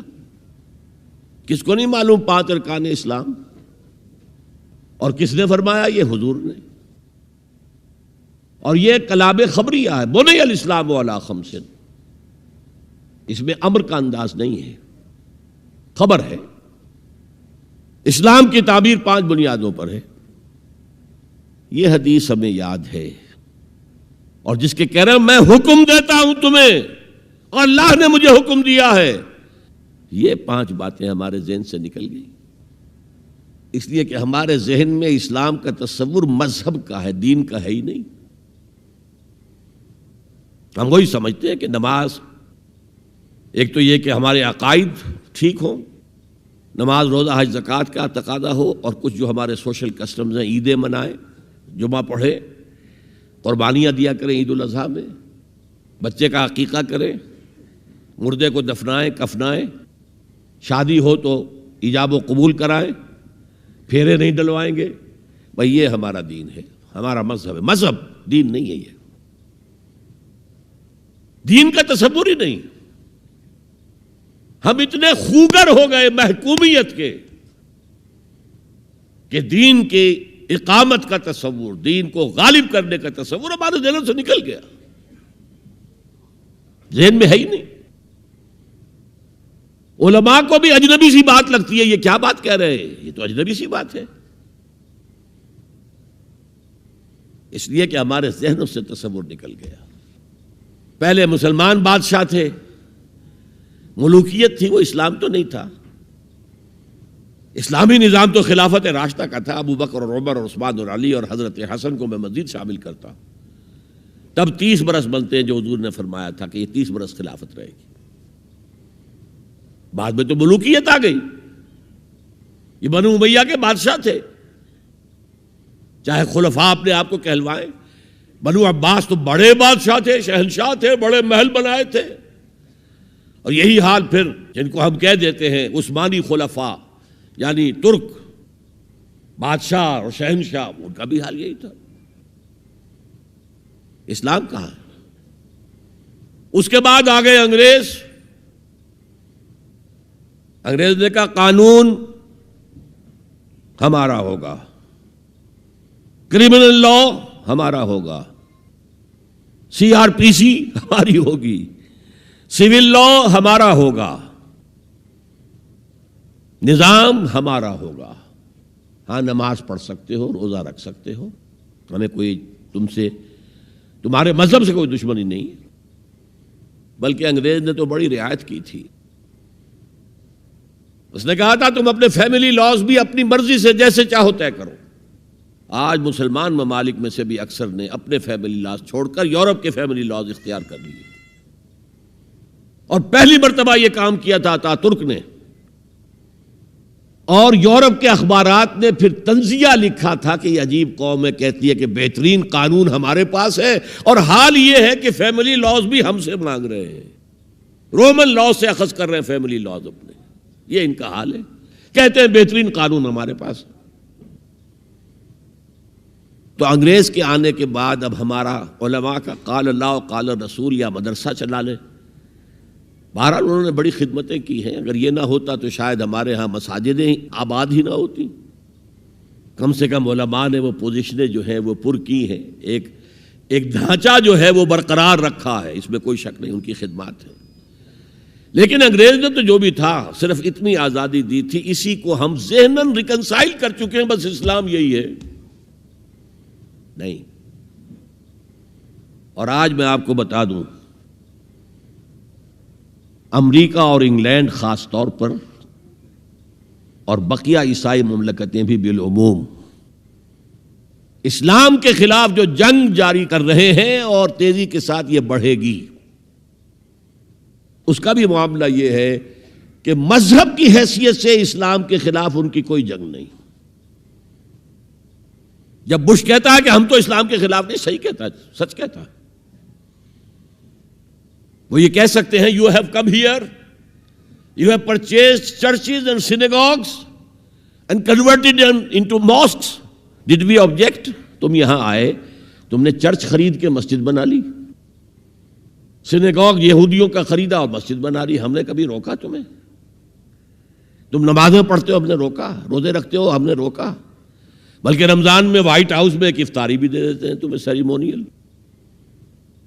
تمہاری عید ہے، بقرہ عید ہے، ہم کومیموریٹو سٹیمپس جاری کر دیتے ہیں، یہ عید کا جو ہے ڈاک کا ٹکٹ ہے اور یہ بقرہ عید کا ہے۔ تو مذہب سے تو ہمیں کوئی اعتراض نہیں، لیکن اسلام کا سیاسی، معاشی اور سماجی نظام nothing doing, we will not bear it، نظام ہمارا ہوگا۔ اور سمجھ لیجئے یہ تاریخ نے پورا سرکل، ایک گھیرا پورا کر لیا ہے۔ وہ جو مولانا حالی نے کہا تھا، اے خاصہ خاصان رسول وقت دعا ہے، امت پہ تیری آ کے عجب وقت پڑا ہے، وہ دین جو بڑی شان سے نکلا تھا وطن سے، پردیس میں وہ آج غریب الغرباء ہے۔ کس شان سے نکلا تھا اسلام، اور آج بالکل ریورس ہو گیا معاملہ۔ اسلام نے یہ کہا تھا اسلام لے آؤ، ہمارے برابر کے بھائی ہو جاؤ گے۔ ہم یہ بھی نہیں کہیں گے ہم پرانے مسلمان ہیں، سینئر مسلمان ہیں، ہمارے حقوق زیادہ ہیں، تم نیو کمرز ہو، نو مسلم ہو، تمہارے حقوق نہیں، بالکل برابر۔ یہ نہیں تو اسلام کی بالادستی قبول کرو، چھوٹے ہو کر رہو، ہاتھ سے جزیہ پیش کرو، یؤتوا الجزیۃ عن ید وہم صاغرون، پھر تم یہودی رہو مذہب کے طور پر، نظام ہمارا ہوگا دین حق کا، وہ غالب ہم نے کرنا ہے۔ محمد الرسول اللہ بھیجے گئے دین کو غالب کرنے کے لیے، ہمارے اندر طاقت نہ ہو تو کیا کریں، مجبور ہیں، لیکن طاقت ہو اور پھر دین کو غالب نہ کریں تو ہم تو غدار ہیں اللہ کے۔ لہذا کیا کہتے تھے، ایمان لے آؤ برابر کے ہو جاؤ گے، نہیں تو رہو تم عیسائی رہو، یہودی رہو، مجوسی رہو۔ ابھی شروع میں ان تین سے ہی معاملہ تھا نا، لیکن اسلام کی بالادستی، نظام ہمارا ہوگا، باقی تم نیچے رہو، اور اگر یہ بھی منظور نہیں تو آؤ تلوار ہمارے اور تمہارے درمیان فیصلہ کرے گی۔ یہی بات تھی کہ نہیں؟ آج وہی بش کہہ رہا ہے نظام ہمارا ہوگا، اس نظام کے نیچے تم رہو، مسلمان رہو، ہندو رہو، عیسائی رہو، کچھ رہو۔ یہ بالکل برعکس کیفیت ہو گئی ہے اس کی۔ تو آج کا مسلمان جو ہے ان چیزوں سے اس لیے ذہناً غافل ہے کہ حضور کی اتنی تاکیدی حدیث انی آمرکم بخمس اللہ امرنی بہن بالجماعت والسمع والطاعت والہجرت والجہاد فی سبیل اللہ، کبھی ممبر سے نہ سنائی گئی، نہ کبھی سنی گئی، اس لیے کہ یہ اس عمل کا نام ہے جو دین کو قائم کرنے کے لیے ہوتا ہے۔ چوتھا کام فرمایا گیا واتبعوا النور الذی انزل معہ، وہی لفظ اتباع چل رہا ہے۔ یہ ساری میری گفتگو کا مرکزی لفظ اتباع ہے، یاد ہے میں نے کیا کہا تھا؟ اللہ کی اطاعت کلی اور محبت شدید مل کر کیا چیز بنے گی؟ عبادت۔ رسول کی اطاعت کلی اور شدید محبت مل کر کیا بنیں گی؟ اتباع۔ اور اتباع کا درجہ کیا ہے؟ قل ان کنتم تحبون اللہ فاتبعونی یحببکم اللہ، اے نبی ان سے کہہ دیجئے اگر تم اللہ سے محبت کرتے ہو تو میرا اتباع کرو، میری پیروی کرو، میرے نقش قدم پر چلو۔ اب آپ سوچئے اگر ہم کاروبار کر رہے ہیں، فرض کیجئے کوئی شخص 100% دیانتداری سے کام کر رہا ہے، کوئی شخص سود کے اندر براہ راست ملوث نہیں ہے، وہ نماز پڑھتا ہے، روزہ رکھتا ہے، لیکن یہ اتباع نہیں کر رہا جو حضور نے جو کام کیا تھا کہ غلط نظام، طاغوتی نظام کو جڑ سے اکھاڑ کر پھینکا جائے اور اللہ کا دیا ہوا دین حق قائم کیا جائے، تو اتباع میں کیا حصہ ہے اس کا؟ کوئی نہیں۔ ایک سوال آپ سے کرتا ہوں، حضور نے وحی کے آغاز کے بعد کوئی کاروبار کیا؟ جی آپ پہلے بہت اچھے تاجر تھے، بہت کامیاب تاجر تھے، اس وقت کا ایکسپورٹ امپورٹ، قافلہ لے کر جا رہے ہیں شام، قافلہ واپس لے کر آ رہے ہیں، لیکن جیسے ہی وحی آ گئی یا ایھا المدثر قم فانذر وربک فکبر، اے لحاف میں لپٹ کر لیٹنے والے اب کھڑے ہو جاؤ، کمر کس لو، گرڈ اپ یور لائنز، اپنے مشن کا آغاز کرو۔ اس کا آغاز کیا ہے؟ انذار، خبردار کرو انہیں کہ زندگی یہی زندگی نہیں ہے، اصل زندگی آخرت کی زندگی ہے، اور قیامت کے دن تمہیں حساب جو ہے اپنا پیش کرنا ہوگا، جواب دہی کرنی ہوگی۔ You will have to face the grand accountability of the day of judgment۔ یہ انذار سے بات شروع کرو، وَرَبَّكَ فَكَبِّرْ، اور جو ہدف ہے مقصود کیا؟ اللہ کو بڑا کرو، یعنی اس کی بڑائی نافذ کرو۔ پارلیمنٹ میں بھی اس کا حرف آخری ہو، لِتَكُونَ كَلِمَةُ اللَّهِ هِيَ الْعُلْيَا، تاکہ اللہ کا کلمہ سب سے اونچا ہو جائے۔ یہ نہیں کہ صاحب ہمارے تو 60% لوگوں نے یہ رائے دے دی ہے، بس اب ہم نہیں جانتے کہ قرآن میں کیا ہے یا کسی اور آسمانی ہدایت میں کیا ہے، تورات میں کیا ہے، انجیل میں کیا، ہم نہیں جانتے۔ اگر ہم اس کے خلاف جد و جہد نہیں کرتے تو اتباع میں کوئی حصہ نہیں ہمارا۔ جو اطاعت تھوڑی بہت ہم کر رہے ہیں وہ بھی جزوی ہے، کلی نہیں ہے، اسی لیے دنیا کی رسوائی وہ تو ہمارے ماتھے پر لکھی ہوئی ہے، ضربت علیہم الذلۃ والمسکنۃ وباؤوا بغضب من اللہ۔ آج ہمارا حال یہ ہے۔ تو اتباع رسول، محبت رسول کا تقاضا، وہی جد و جہد کرو، وہی جد و جہد کرو، اسی کا نام جہاد فی سبیل اللہ ہے۔ بدقسمتی سے خود ہم نے غلط انٹرپریٹیشن جہاد کی ہے، جس کی وجہ سے دشمنوں کو موقع ملا ہے۔ جہاد کے معنی جنگ، حالانکہ جہاد کے معنی تو جنگ نہیں ہے، جہاد جد و جہد کا نام ہے، کوشش۔ جہد کے مقابلے میں آئے گی تو وہ جہاد ہے۔ جہد یک طرفہ ہے تو جہد ہے، اور دو طرفہ ہو رہی ہے، رسہ جو ہے آپ ادھر کھینچ رہے ہیں وہ ادھر کھینچ رہے ہیں، یہ جہاد ہے۔ آپ توحید کا پرچم اٹھائے ہوئے ہیں، توحید پھیلا رہے ہیں، وہ شرک پھیلا رہے ہیں، یہ جہاد ہے۔ کوئی مغربی ڈیموکریسی چاہتا ہے، کوئی سوشلسٹ ڈیموکریسی چاہتا ہے، ان کے درمیان رساکشی ہوگی کہ نہیں ہوگی؟ یہ جہاد ہے۔ قتال تو جہاد کی 9 منزلہ عمارت میں جا کے 9ویں منزل پر قتال فی سبیل اللہ، اور یہ دونوں قرآن کی اصطلاحات ہیں۔ ہم نے جہاد کو بھی جنگ بنا دیا، تو پھر تو اب ہر شخص کو قرآن میں جنگ ہی جنگ نظر آئے گی۔ جہاں جہاد کا لفظ آیا جنگ، جہاں جہاد کا لفظ آیا جنگ۔ اسی سے تو ان کو موقع مل گیا نا۔ اے نبی، آپ ان کافروں کی باتیں نہ سنیں، نہ ان کے باتوں میں آئیں، چاہے وہ صاف انکار کر رہے ہیں اور چاہے وہ کوئی مصالحت چاہتے ہوں کہ محمد کچھ نرمی دکھاؤ، کچھ ہماری مانو، کچھ اپنی منوا لو۔ یہ تم نے جو کل پیدا کر دی ہے، گھر گھر لڑائی ہو رہی ہے، اولاد ماں باپ سے جدا ہو گئی، بہن بھائی سے جدا ہو گیا، شوہر بیوی سے جدا، بیوی شوہر سے جدا۔ تو جو کہتے ہیں کہ a house divided amongst it self can not stand, ہمارا تو تم نے قبائلی جو ہمارا روب تھا وہ ختم کر دیا دنیا میں۔ لہذا ایسا کرو، کچھ مصالحت کرو، کچھ اپنی منوا لو، کچھ ہماری مان لو۔ قرآن نے کہا وَدُّوا لَوْ تُدْهِنُ فَيُدْهِنُونَ فَلَا تُطِعِ الْمُكَذِّبِينَ، ان کی بات نہ سنیے۔ تو جہاد تھا جو ہو رہا تھا، جس کے لیے میں نے رات تقریر کی ہے، جہاد بالقرآن۔ فَلَا تُطِعِ الْكَافِرِينَ وَجَاهِدْهُمْ بِهِ جِهَادًا كَبِيرًا۔ یہ سورہ الفرقان کی آیت ہے نمبر 52، اور شروع کیسے ہوتی ہے سورہ الفرقان؟ تبارک الذی نزل الفرقان علی عبدہ لیکون للعالمین نذیرا۔ بڑی بابرکت ہے وہ ذات جس نے اپنے بندے محمد پر صلی اللہ علیہ وسلم یہ الفرقان نازل کر دیا تاکہ تمام جہان والوں کو خبردار کر دے، انذار، اور وہ پوری نوع انسانی کے لیے انذار۔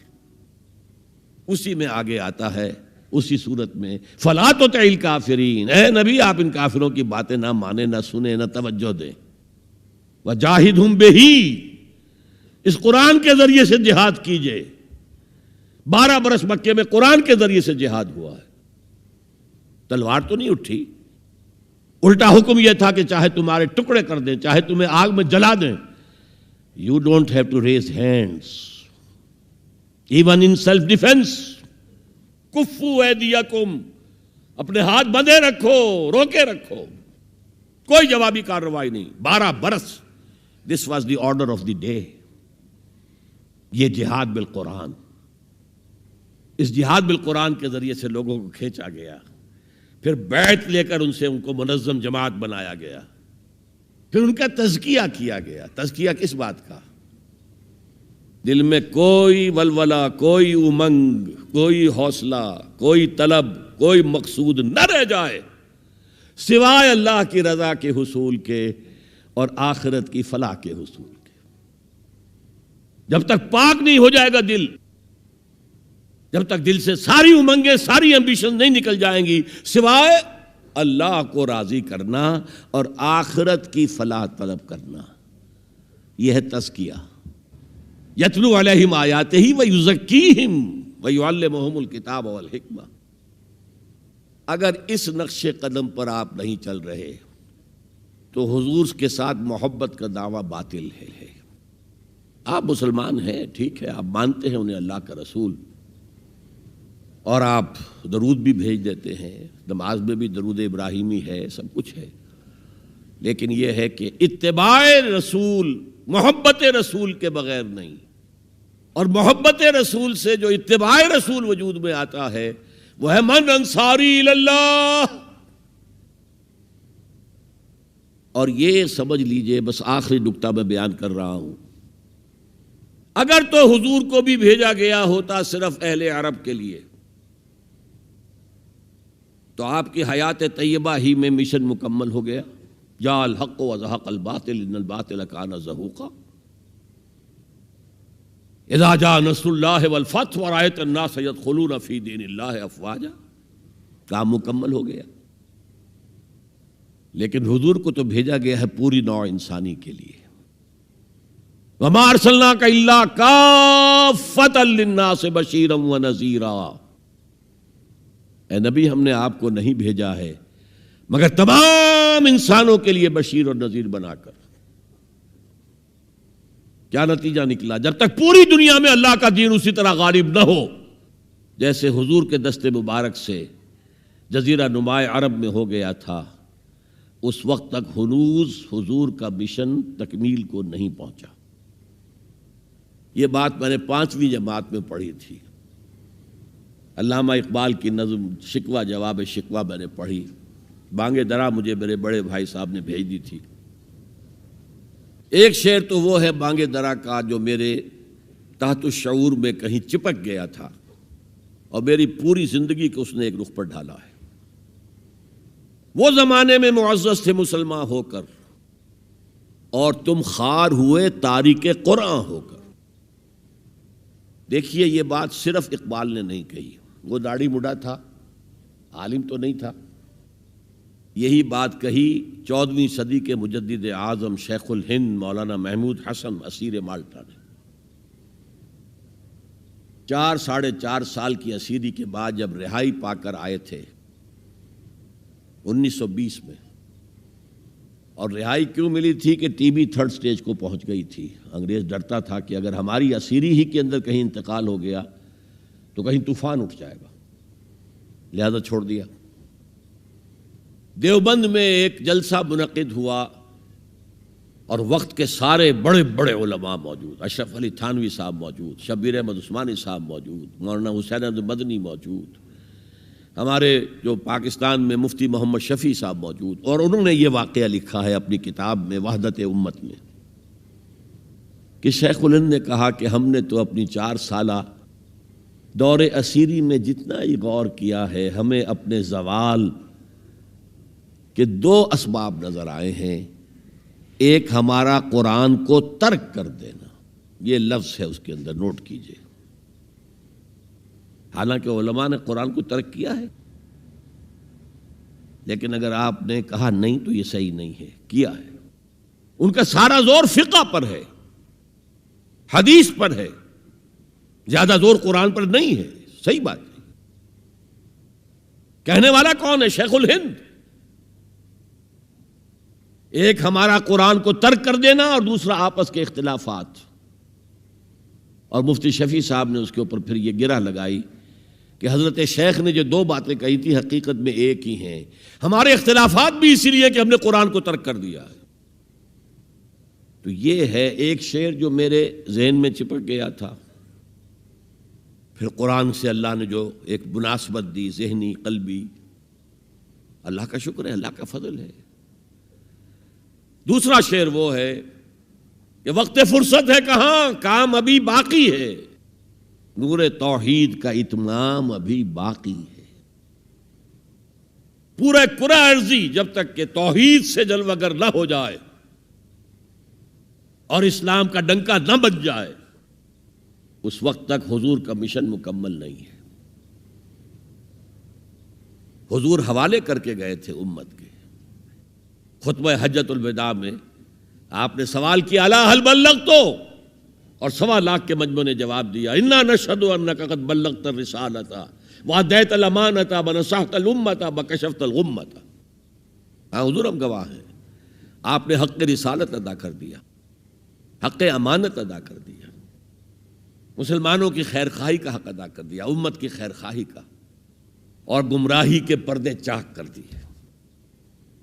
3 دفعہ حضور نے سوال کیا، 3 دفعہ جواب لے کر پھر آسمان کی طرف نگاہ اٹھائی اور انگشت شہادت سے اشارہ کیا، اور پھر لوگوں کی طرف اللہم اشہد اللہم اشہد اللہم اشہد، اے اللہ تو بھی گواہ رہے، یہ مان رہے ہیں کہ میں نے پہنچا دیا ہے۔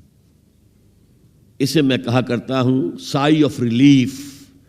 کندھوں پر ایک بہت بڑا بھاری بوجھ آ گیا تھا، بہت بڑی امانت تھی قرآن، اس کے پہنچانے پر کیا کیا تکلیفیں اٹھائی ہیں۔ پاگل کہے گئے، مجنون کہے گئے، شاعر کہے گئے، ساحر کہے گئے، مسحور کہے گئے، کیا نہیں کہا گیا۔ اور پھر جو مارے کھائی ہیں، جو 3 سال کی شیب بنی ہاشم کے اندر اسیری تھی، جس میں کھانے پینے کی چیزیں گھاٹی میں داخل نہیں ہو سکتی تھی۔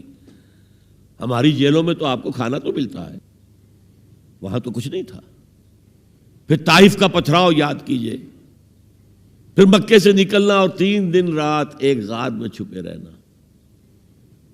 پھر مدینے کے اندر آپ کو معلوم ہے غزوہ بدر آ رہی ہے، اس میں 70 اگر کافر مارے گئے تو غزوہ احد میں 70 صحابہ شہید ہو گئے، جن میں حضرت حمزہ بھی ہیں۔ 3 رشتے ہیں حضرت حمزہ سے حضور کے، چچا بھتیجا، سب کو بس یہی معلوم ہے، چچا بھتیجا، خالہ زاد بھائی، دودھ شریک بھائی، اور عربوں میں دودھ شریک بھائی حقیقی بھائی کے طور پر ہوتا تھا۔ اور ان کی لاش سامنے آئی ہے کہ ناک کاٹ لی گئی ہے، کان کاٹ لیے گئے ہیں، اور پیٹ چاک کر کے کلیجہ چبایا گیا ہے۔ یہ سارے بوجھ اٹھا کر اگر وہ حق تبلیغ ادا ہو گیا، اے اللہ یہ مان رہے ہیں، تو بھی گواہ رہے، اور پھر کیا کہا؟ فَلْيُبَلِّغِ الشَّاهِدُ الْغَائِبَ، اب جو یہاں موجود ہیں ان کا فرض ہے کہ ان کو پہنچائیں جو یہاں نہیں ہیں، اور یہ ابد الآباد تک کے لیے، قیامت تک کے لیے ہے۔ انا آخر المرسلین وانتم آخر الامم، میں آخری رسول ہوں، تم آخری امت ہو، اور تمہیں نکالا گیا دنیا والوں کے لیے۔ دنیا کی دوسری قومیں اپنے لیے جیتی ہیں، اپنی عظمت، اپنا بول بالا، اپنے مفادات، اپنی مصلحتیں، اور تمہیں دنیا والوں کے لیے جینا ہے۔ ہم تو جیتے ہیں کہ دنیا میں تیرا نام رہے، کہیں ممکن ہے کہ ساقی نہ رہے جام رہے۔ یہ جام ہدایت کون گردش میں لائے گا اگر ساقی نہ ہو؟ ساقی امت مسلمہ ہے۔ یہ دوسری بات ہے کہ امت بھول گئی، خود ہی نہیں پڑھا، پڑھائیں گے کیا؟ خود ہی نہیں سمجھا، سمجھائیں گے کیا؟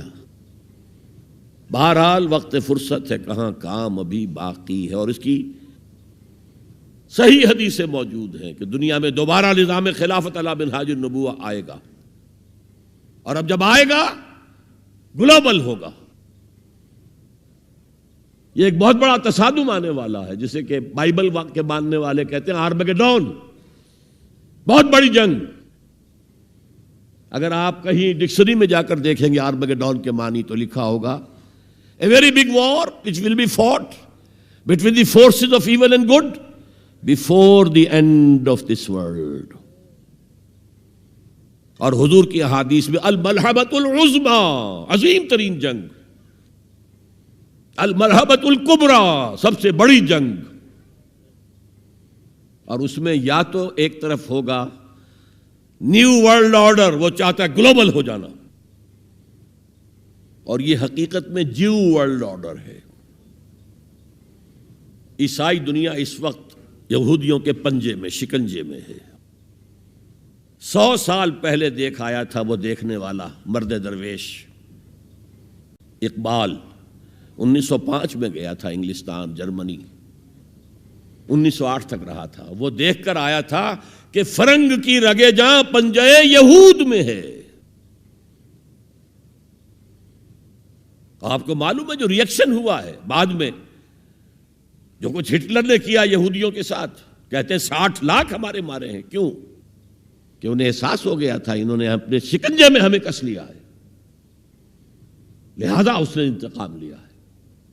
بہرحال اب جو بھی ٹکراؤ ہونے والا وہ 2 نظاموں کا ہوگا، جسے ہنٹنگٹن نے کہا ہے کلیش آف سیویلائزیشنز، تہذیبوں کا تصادم آئے گا، اور اس میں دوسری تہذیب ہماری یا ہمارا نظام اس وقت دنیا میں کہیں نہیں ہے، لیکن دشمن کو معلوم ہے۔ ابلیس کی مجلس شورا میں علامہ اقبال نے ابلیس کے ترجمانی کرتے ہوئے کہا ہے اگر کوئی خطر مجھ کو تو اس امت سے ہے۔ ابلیس کہہ رہا ہے۔ پہلے اس میں آتا ہے ایک مشیر نے کہا جی جمہوریت کا دنیا میں بول بالا ہو رہا ہے، ہماری ابلیسی نظام تو ختم ہو جائے گا۔ اس نے کہا نہیں، ہم نے خود پہنایا ہے شاہی کو جمہوری لباس، ذرا آدم ہوا ہے خود شناس و خود نگر۔ تم نے کیا دیکھا نہیں مغرب کا جمہوری نظام، چہرہ روشن اندروں چنگیز سے تاریک تر۔ It's the dictatorship of the capitalist۔ دوسرے نے کہا مشیر نے اجی وہ ایک اور مصیبت کھڑی ہو گئی ہے، وہ کارل مارکس نے کیا کر دیا ہے، میرے آقا یہ جہاں زیر و زبر ہونے کو ہے ہمارا ابلیسی نظام تو ختم ہو جائے گا۔ اس نے اس کو بھی رد کر دیا۔ کب ڈرا سکتے ہیں مجھ کو اشتراکی کوچہ گرد، یہ پریشان روزگار آشفتہ مغز آشفتہ ہو، کچھ نہیں کر سکتے۔ ہے اگر کوئی خطر مجھ کو تو اس امت سے ہے جس کی خاکستر میں ہے اب تک شرار آرزو۔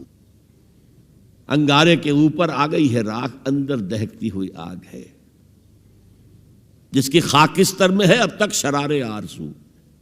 خال خال اس قوم میں اب تک نظر آتے ہیں وہ، کرتے ہیں اشک سحر گاہی سے جو ظالم وضو۔ لیکن پھر کہتا ہے وہی ابلیس، جانتا ہوں میں یہ امت حامل قرآن نہیں۔ دیکھیے کت قدر صحیح عکاسی کر رہا ہے۔ مجدد وقت بھی کہہ رہا ہے ہم نے قرآن کو ترک کر دیا، اور مفکر امت کہہ رہا ہے کہ ہم نے قرآن کو ترک کر دیا، اور تم خار ہوئے تارک قرآن ہو کر۔ دونوں کی رائے متفق گردید رائے بو علی بارائے من، دونوں کی رائے مل گئی۔ بہرحال ابلیس کہتا ہے جانتا ہوں میں یہ امت حامل قرآن نہیں ہے، وہی سرمایہ داری بندے مومن کا دین۔ جانتا ہوں میں کہ مشرق کی اندھیری رات میں بے ید بیضا ہے پیران حرم کی آستین، ان کی آستینوں کے اندر وہ ید بیضا والا ہاتھ نہیں ہے۔ عصر حاضر کے تقاضاؤں سے ہے لیکن یہ خوف، ہو نہ جائے آشکارا شرع پیغمبر کہیں۔ یہ تو تاریخ ادھر جا رہی ہے، اب نیا سنتھیسس کیا ہوگا؟ ملوکیت ختم ہوئی، جمہوریت آئی، جمہوریت نے کیپٹلزم کی شکل اختیار کر لی، اس کا جواب کمیونزم میں آیا، کمیونزم نے ڈکٹیٹرشپ کی شکل اختیار کی، وہ بھی آج بڑھ چکا ہے۔ اور فوکویاما جو ہے بغلیں بجا رہا ہے کہ معلوم ہو گیا کہ ہمارے نظام سے بہتر کوئی نظام نہیں، دیکھو وہ پڑا ہوا ہے مرا ہوا مردہ یو ایس ایس آر کا اور کمیونزم کا۔ لیکن عصر حاضر کے تقاضاؤں سے ہے لیکن یہ خوف، ہو نہ جائے آشکارا شرع پیغمبر کہیں۔ الحذر آئین پیغمبر سے 100 بار الحذر، حافظ ناموس زن مرد آزما مرد آفرین۔ موت کا پیغام ہر نوع غلامی کے لیے، نہ کوئی فغفور و خاقاں نہ گدائے رہنشیں، کرتا ہے دولت کو ہر آلودگی سے پاک و صاف، منعموں کو مال و دولت کا بناتا ہے امین۔ اس سے بڑھ کر اور کیا فکر و نظر کا انقلاب، بادشاہوں کی نہیں اللہ کی ہے یہ زمین، ان الارض للہ۔ یہ نظام دبا ہوا ہے، راہ کے اندر چھپا ہوا ہے، لیکن وہ خوب جانتے ہیں کہ ان کے اندر وہ جذبہ ہے، اگرچہ ابھی وہ جذبہ بھٹک رہا ہے، صحیح رخ پر نہیں پڑ رہا، کہیں اس نے دہشت گردی کی شکل اختیار کر لی جو کاؤنٹر پروڈکٹیو ہے۔ فائدہ کیا؟ ایک ہاتھی کو آپ ایک سوئی چبو دیں، اسے پتہ بھی نہیں چلے گا کہ میرے جسم میں کوئی سوئی گئی۔ امریکہ ہاتھی ہے اور نشے میں دھت ہاتھی ہے، جس نے نہ یونائٹڈ نیشنز کی پرواہ کی، نہ ورلڈ کی رائے عامہ کی پرواہ کی، نہ اپنے جو یورپین الائز ہیں ان کی پرواہ کی، کسی کی پرواہ نہیں کی۔ We shall go it alone, جسے جہاں آنا ہو آ جائے ورنہ نہیں، نشے میں دھت ہے۔ لیکن جب یو ایس ایس آر کا خاتمہ ہوا اور ادھر جو ہے نیٹو کو اثر نو منظم کرنے لگے، ایکسپینشن ہو رہی ہے، تو کسی نے پوچھا اس وقت کے نیٹو چیف سے کہ اب آپ کا جو دشمن تھا وہ تو ختم ہو گیا، وہ تو تمہارے قدموں میں پڑا ہوا ہے، تمہارے قرضے لے کر تو بمشکل وہ روٹی کھا رہا ہے، تو کیا ضرورت ہے اب نیٹو کی اور یہ سارا؟ ان کا ہمیں مسلم فنڈامنٹلزم سے خدشہ ہے، ڈر ہے، یہ ساری تیاری اس کے لیے ہو رہی ہے۔ ایک بہت بڑا تصادم ہوگا جس کے لیے کمر کسنے کی ضرورت ہے، لیکن اس میں یہ ہے کہ جو کمزوری ہماری ہے، ہم میتھڈالوجی آف دی پروفٹ صلی اللہ علیہ وسلم کو نہیں سمجھ پا رہے۔ یہ کام ایک دفعہ ہونا ہے، دوبارہ ہوگا اسی طریقے سے جس طریقے سے حضور نے برپا کیا تھا۔ آپ زمانے سے بورو کر کے، کمیونسٹوں سے ان کا طریقہ کار مانگ کر، یا یہ انتخابات کے ذریعے اسلام نہیں آ سکتا۔ وہ آئے گا through the revolutionary process to be derived from the سیرہ of محمد صلی اللہ علیہ وسلم۔ بہرحال اس کے لیے کمر کسیں، اتباع رسول جو ہے، دل میں ارادہ تو ابھی سے باندھیں کہ ہمیں کرنا ہے، اللہ تعالی ہمیں اس کی توفیق عطا فرمائے۔ تو حب رسول کا تقاضا اتباع رسول، اور اتباع رسول کیا؟ حضور نے اپنی زندگی کھپائی کس کام کے لیے؟ دین کی دعوت و تبلیغ اور دین کو قائم کرنے کی جد و جہد۔ اللہ تعالی ہمیں اس کے لیے اپنا عزم مصمم کرنے کی توفیق عطا فرمائے۔ اقول قولی ھذا واستغفر اللہ لی ولکم ولسائر المسلمین والمسلمات۔